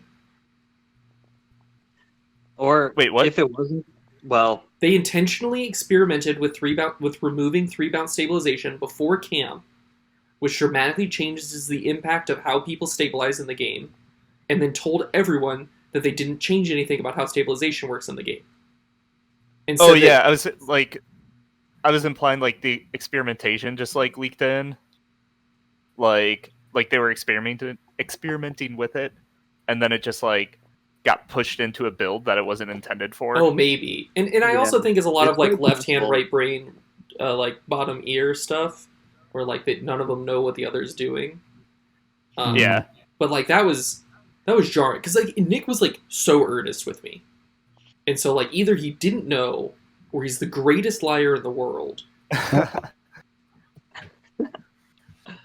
or like it was an accident that they like then later pretend wasn't an accident. Are you talking about like the 3-bump penalty for like hitting your head like on a Yeah, so ceiling? 3-bounce stabilization is the process through which, in order to trigger easy hover, your head must collide with the ceiling 3 times. And they just Wait, what? They removed it. that's huge. Yeah. So they removed What? that right before camp, which what it did is it made it so powering through was less reliable because now after 3 bumps you didn't auto like start to scrape, but what it made stick to scrape extremely powerful, where you're like in the middle of a stick or about to leave a stick and start tapping really fast, because it made it so that you could trigger easy hover while in the middle of a stick, basically. Like it didn't need to do 3 bounces to trigger easy hover. So all I did that entire tournament was stick to scrape, and everyone was like, I don't know why stick to scrape is so powerful, but it is. And I had already been working on my stick to scrape, so it was like super queen mode for that tournament, which is awesome. I will take that in a heartbeat. I like that way better, personally. No, it was way worse. You think having better stick to scrape, you'd rather have 3 bump easy hover? I'm just like I like the counterplay right now. There was no counterplay. I'd be so annoyed if they took it out, because then you would want to stick all the time. Yeah. And like the reason the stick is interesting is because it expires and you inherently have to take a risk or drop out, you know. You got to make a decision, and there's counterplays to it exactly. So if everybody stick to scraping for free, then like there's way less interesting stuff going on in the ceilings. Yeah. It's like even still, like getting really, really, really good at stick to scrape is about diminishing the window upon which your opponent can punish you. Yeah. Yeah, exactly. Which is a cool dynamic. Is like, all I'm trying to do is get good enough at this that most opponents can't do this to me, and no one can reliably do it to me, is the goal. And then even still, Dan can do it to me. The hardest things in the game, because there's no visual cue, and the the window for making a smooth transition, like in terms of frames, is so small. You have to be so precise. Yeah. So yeah, Ian, one way to get better is to practice it. All right. No one can even practice. So, but then what was interesting is it actually made Jedi's better too, which was a weird side effect. Oh, because 3-bounce stabilization fucks up J-dives. Because you hit the J-dive, and then when you start to establish the scrape, you get knocked down too much. Wait, what? So, like, you hit the ceiling after your J-dive, and it'll knock you down. And that's what was causing bumps on J-dives. Like, that they really looked into. Like, why are queens J-diving, and it looks like it was clean, but they get bumped by a warrior. But then they had a more reasonable response to that of just increasing queen height by 2 pixels. Right, sort of that. Yeah. Because there were... I want my 2 pixels back. Where are my pixels? Yeah. So for the record, 3-bounce stabilization is in the current build. Yeah, it sounds super weird, but it's just the detail of the physics that we're actually used to. Yeah. Yeah. The 2 pixels are still there as well, right? Yes. Yeah. I was saying that it wasn't... I was just saying that 3-bounce stabilization was like that it was removed, but then returned. Yeah. Right. And that was... The thing was... So that was an awful era where everyone had to play on the beta. And that was the big issue, is they didn't release a main build for way too long. Like, your option was, like, have the charge-up build... Or play on beta. Oh, right. And so, like, everyone was like, well, that's outdated. And then that was when they were still experimenting with stuff. But, like, those experiments are fine, but not if you haven't released a build that tournaments can use. Right. And tournaments are relying on the beta. So that was, like, that weird, awful time. Because I don't mind if they sneak in things into the betas and you're not supposed to be playing tournaments on them, that's fine. Because they're trying to get data without telling us. That's fine. But if you're playing tournaments on them... Yeah. Then we need to know exactly how it works. Yeah, I get that. Yeah, I agree. How long were we playing on that Camp KQ build with no 3-tap or 3-bump?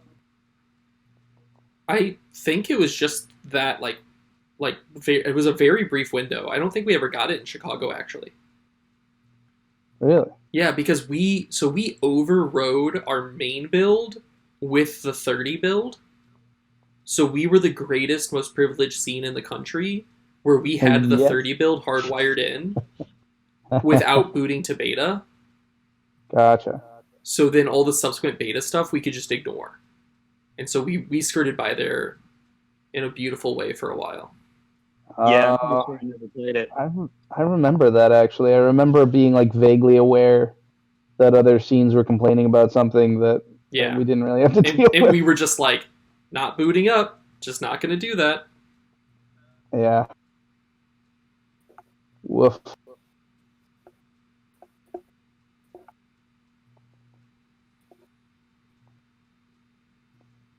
God, I love this game. Yeah, it's a good game. Yeah, I almost I miss it a lot. I know, I do too. I love playing it, but at the same time, I really do enjoy like the game theory behind it. Yeah, as well. Yeah, and just talking strategy is what really kind of got me close to people I never thought I would. Just like enjoying playing it, but also enjoying like kind of strategizing, especially because we weren't exposed to like the meta outside of our city, so we kind of had to develop it in a microcosm before we were really exposed to like anybody outside Jax. Yeah, I completely That was agree. a really fun time. Well, that's like yeah. Dan, you and me like have such a great relationship of just like constantly talking and thinking about the game and analyzing micro moments and being like, how should this play out better? And it's just like so much fun to like hone in with another individual and be like, how does this specific dynamic work? Let's just flesh out every piece of it. Yeah, definitely. And some of the reasons that I agree are like the way we watch footage is pretty different from each other.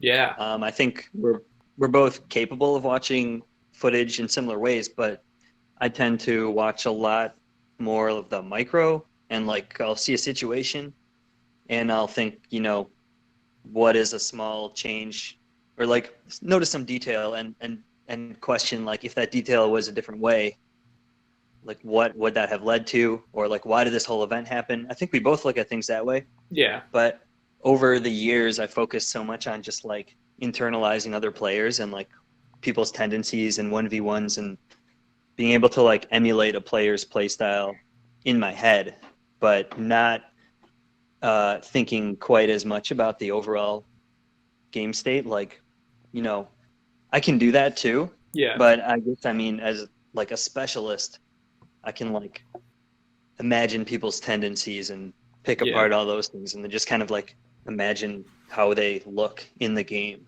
and then how their personality actually is reflected in the game. I mean, yeah, there's a lot of like psychology to it, as you know. Yeah. Well, I think we've talked about this before, and I think I remember mentioning like a lot of that discrepancy comes down to like the roles we're in.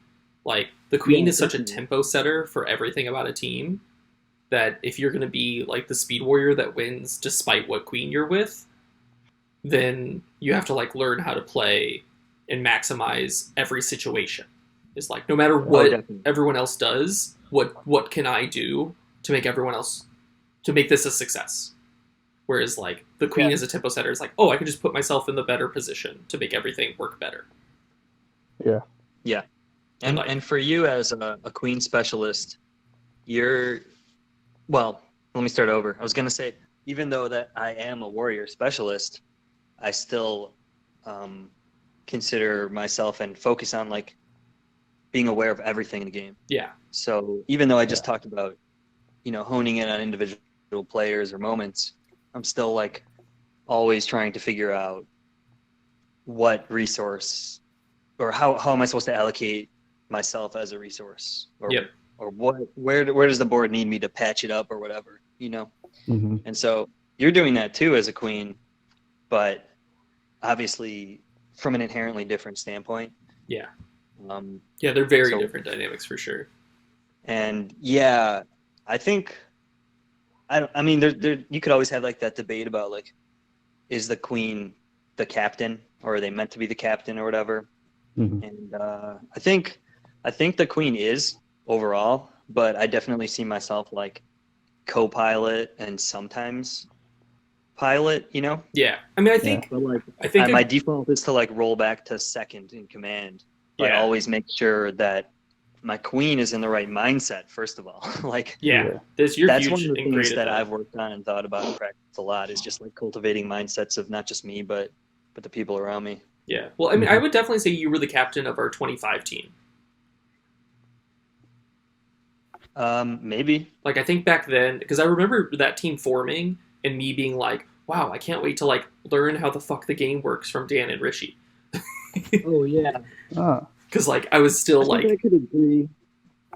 No. And Rishi, of course, like, propels conversations in a certain way and provides a certain kind of analysis that is a little bit different from each of us as well. Yeah.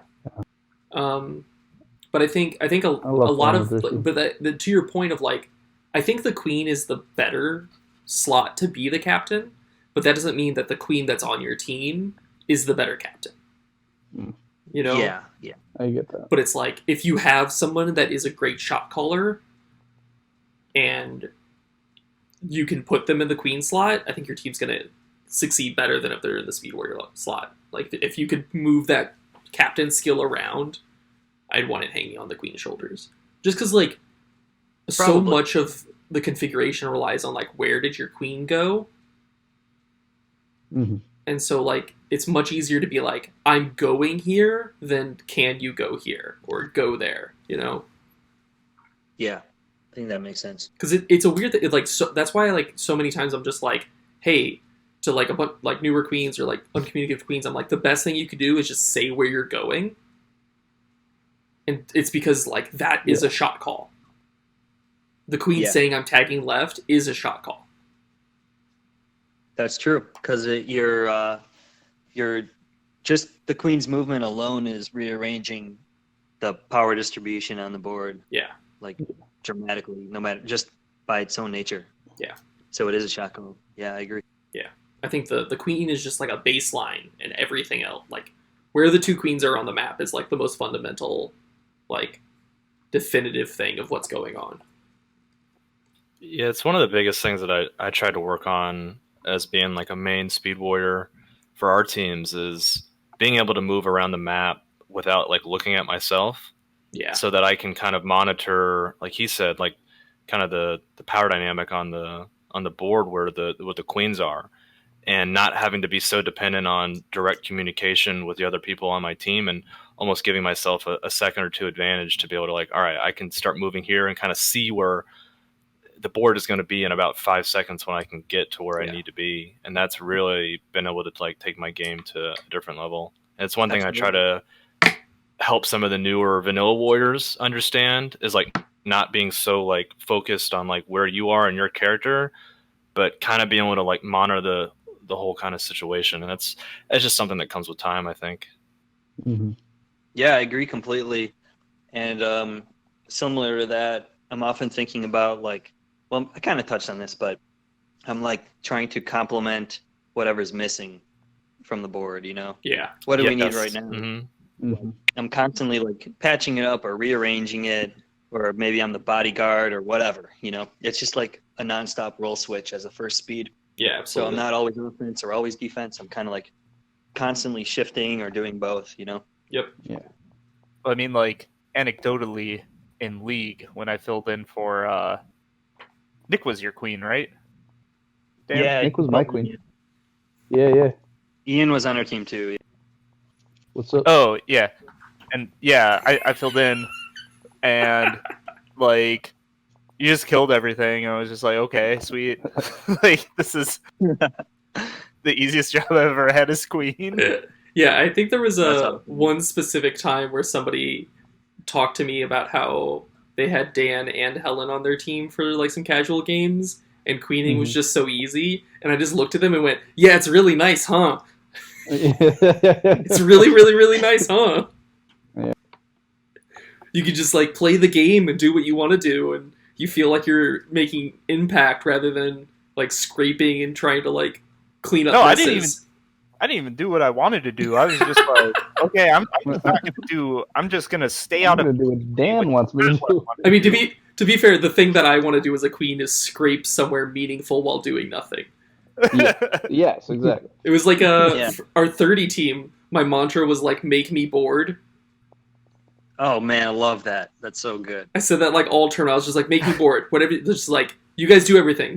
Please don't make me have to play this game. Please don't make me have to do Make anything. me bored. Right. I think that's like you got to write that down. That goes in the book. I got to remember that. Yeah, make me yeah. bored is so good. Make me bored. I was. I think I said that like really intensely to Wilk before the tournament. I like poked him and I was like, "You get to have fun. I don't get to have fun. You get to have fun this tournament. I don't have any fun." I remember that. I was with you. I think I was with the both of you. And he was like, okay. Yeah. Classic Wilk. Because Wilk is not about that like hype mind stuff. Yeah. He's like, "Oh, you played football in high school, huh?" I did. Yeah, Wilk was in marching band. Yeah, he was. Yeah. He did drums. Rat-a-tat-tat. I'm always so interested in like people's music backgrounds within Killer Queen. Because I know like Wazy was also a drummer. Yeah. I know Bert plays guitar. And I used to play drums, yeah. Did you really? Oh, no way. Yeah. What'd you used to play, you said? Well, in school, I played the saxophone, but then I quit that right after high school. But I taught myself how to play drums a little bit prior to that. And I was making electronic music for like many, many years. Steven shows his really recorder. Most of my Yeah. I play other things. I think my favorite musician in KQ moment was Marshall and Nick talking back when Marshall first started playing. And he was tapping on the cabinet with his thumb. And Nick looked at him, he said, "What the fuck are you doing?" And he was like, "This is how I tap." And he went, "Marshall, you play guitar." And then after that, Marshall started triple tapping and just like skyrocketed to like a 13 TPS. And like has never gone back. He was just like, "Oh yeah, good point." Yeah. Like, oh yeah. Genius. Oh. It's interesting how it. That's so very Nick too. Yeah. So I like how some bass players or guitar players do triple tap going from index to middle to ring, but almost everybody else, their natural flow is ring finger, middle, then index. Oh, Yeah. that's so interesting. But if you're used to playing bass or something, a Oh, lot of them go the other direction. It's pretty wild. damn, yeah. Oh, God, I want to write like a book or like make a documentary about that. So Different if tap you grades or if different you do a tap lot of styles. metal drumming, like with a lot of double bass, you actually like tap with your feet. Oh, Or okay. you? Oh, Wait, Yeah. like that's true. wait, what? I mean, it's like a double tap if your 2 feet are fingers. Yeah. It makes sense. All right, fair. Do you find that translates to tapping on the cab? With my feet? Yeah, talk to us about your foot tapping. I'm just trying to figure out the connection. It's a traditional like Irish way of playing, right? The Irish way of playing with your feet? Mm-hmm. Oh my god. It was pioneered Oh, at I really- the private cab in Dublin. Oh, I wanted to go play. I could never figure out where it was. It's like some Okay. dude's rich abode. I don't think you can like Yeah. play it. Oh, I thought it was at the, what is it, that like something lock? Oh, What's that company that, I thought it was a company one, but I don't know. I asked around. Nobody could fucking tell me. I was bitter. But yeah, I'm excited. I hope that people start buying it in other countries. That would be wild if there was like a Japanese scene or like an Irish scene.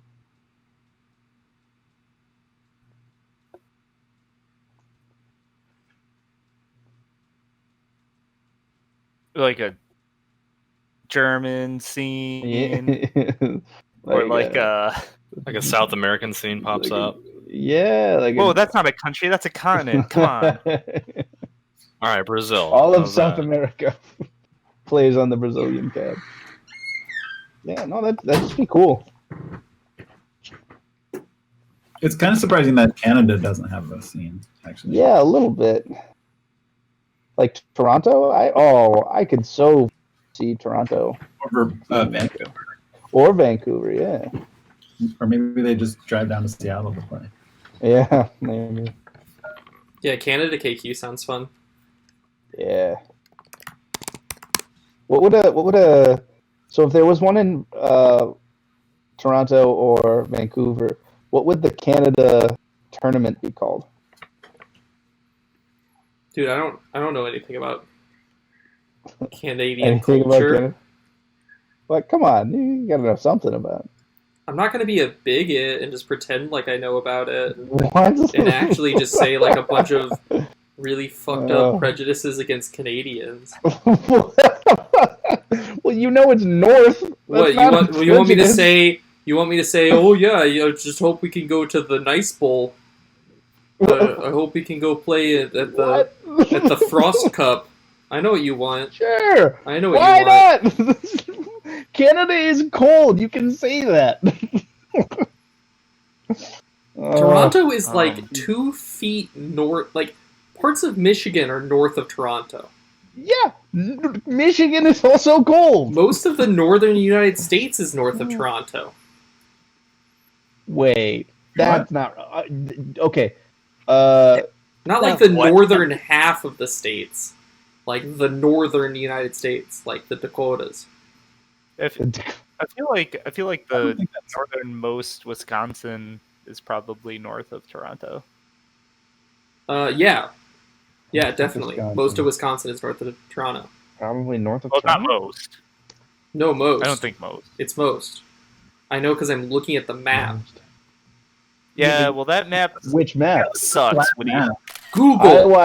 I watched West Wing. I know about map differences. Which map are we talking about? I uploaded it. Hey, Woody, why don't you give me that fucking longitude? Oh Yeah. yeah. Okay, never mind. Everything is mostly north of it. Yeah. And if you look at like the Specifically general Toronto, United yeah, sure. States, like all like Washington is entirely north of Toronto. There's not a single part of Washington State that is south of Toronto. Yeah, Yeah, but it's got an ocean there. very true. We got this lake. But also, Toronto.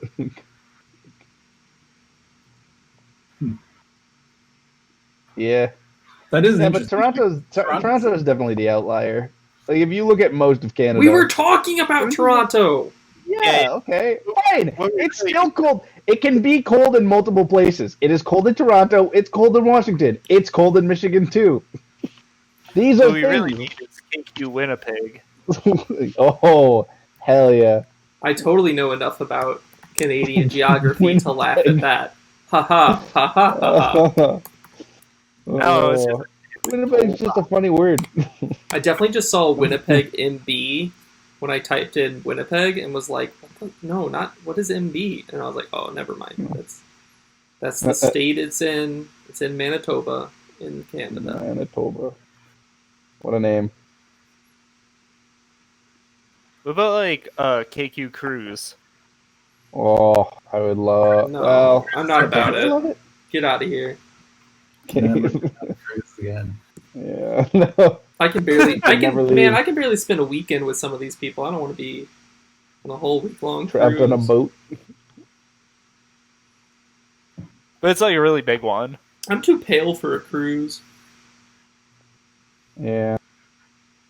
I have zero interest in getting on a big, stupid boat for a vacation. I've been doing a lot of push-ups lately, so I'm okay with being shirtless in public now. Hey. How many push-ups have you been doing? Like 2 or 3. Cool.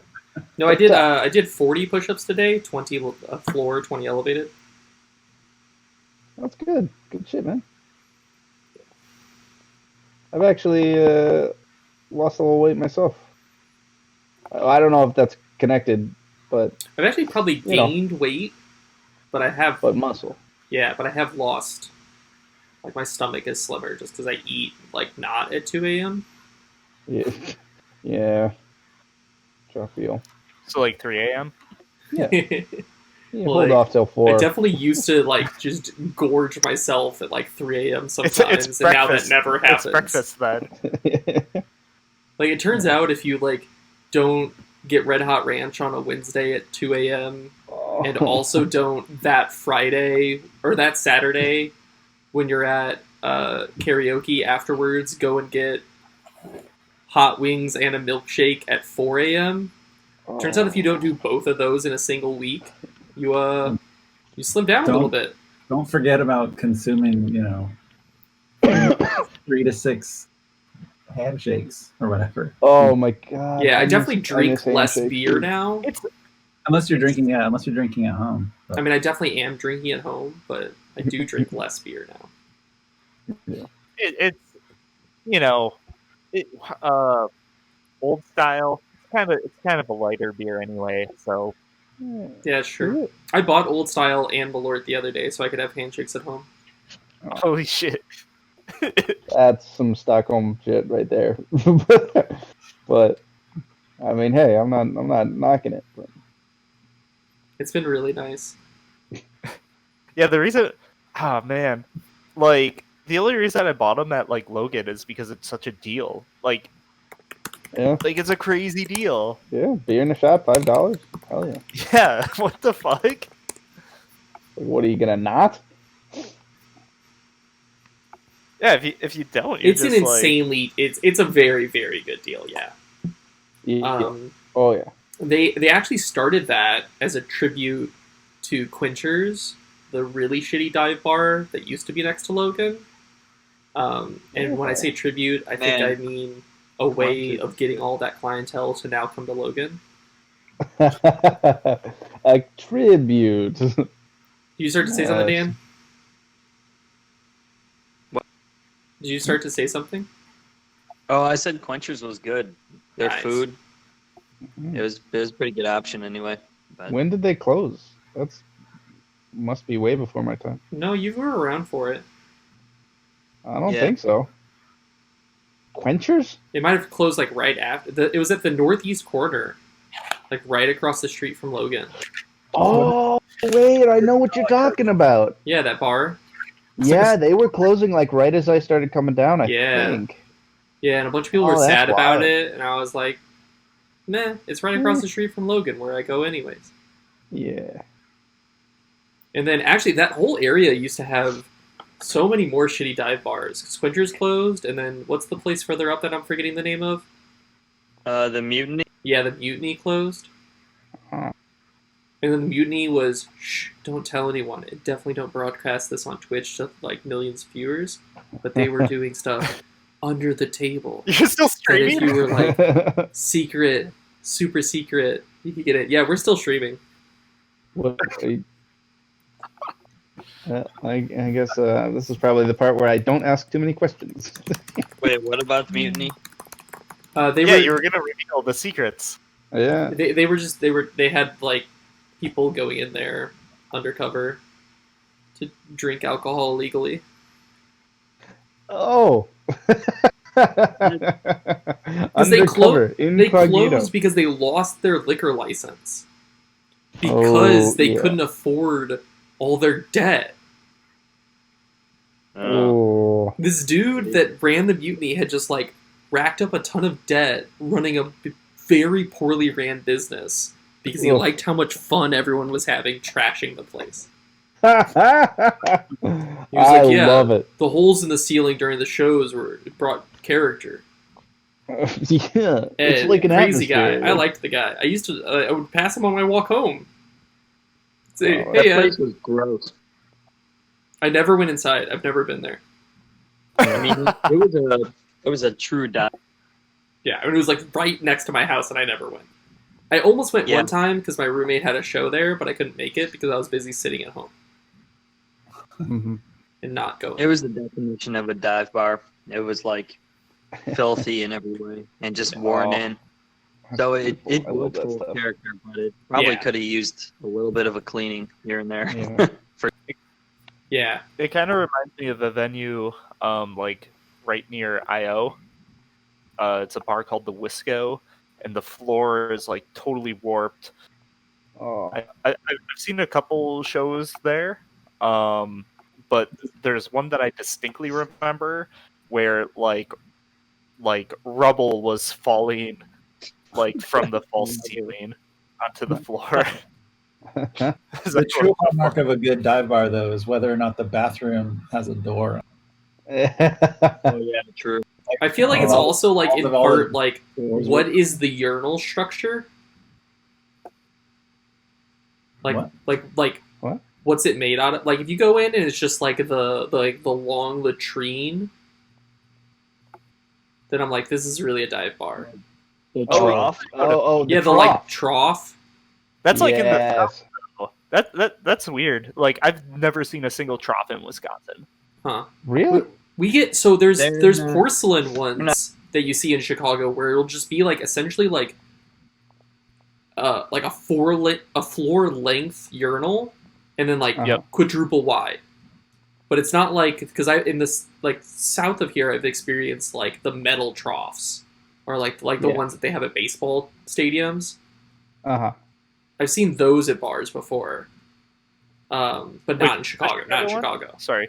What? What? So what's the Chicago trough? So I've seen like it's like imagine a porcelain urinal that is like to the floor, and now imagine that it's quadruple wide. So it's just like a Never seen that giant in my life. porcelain Holy shit. wall. Really?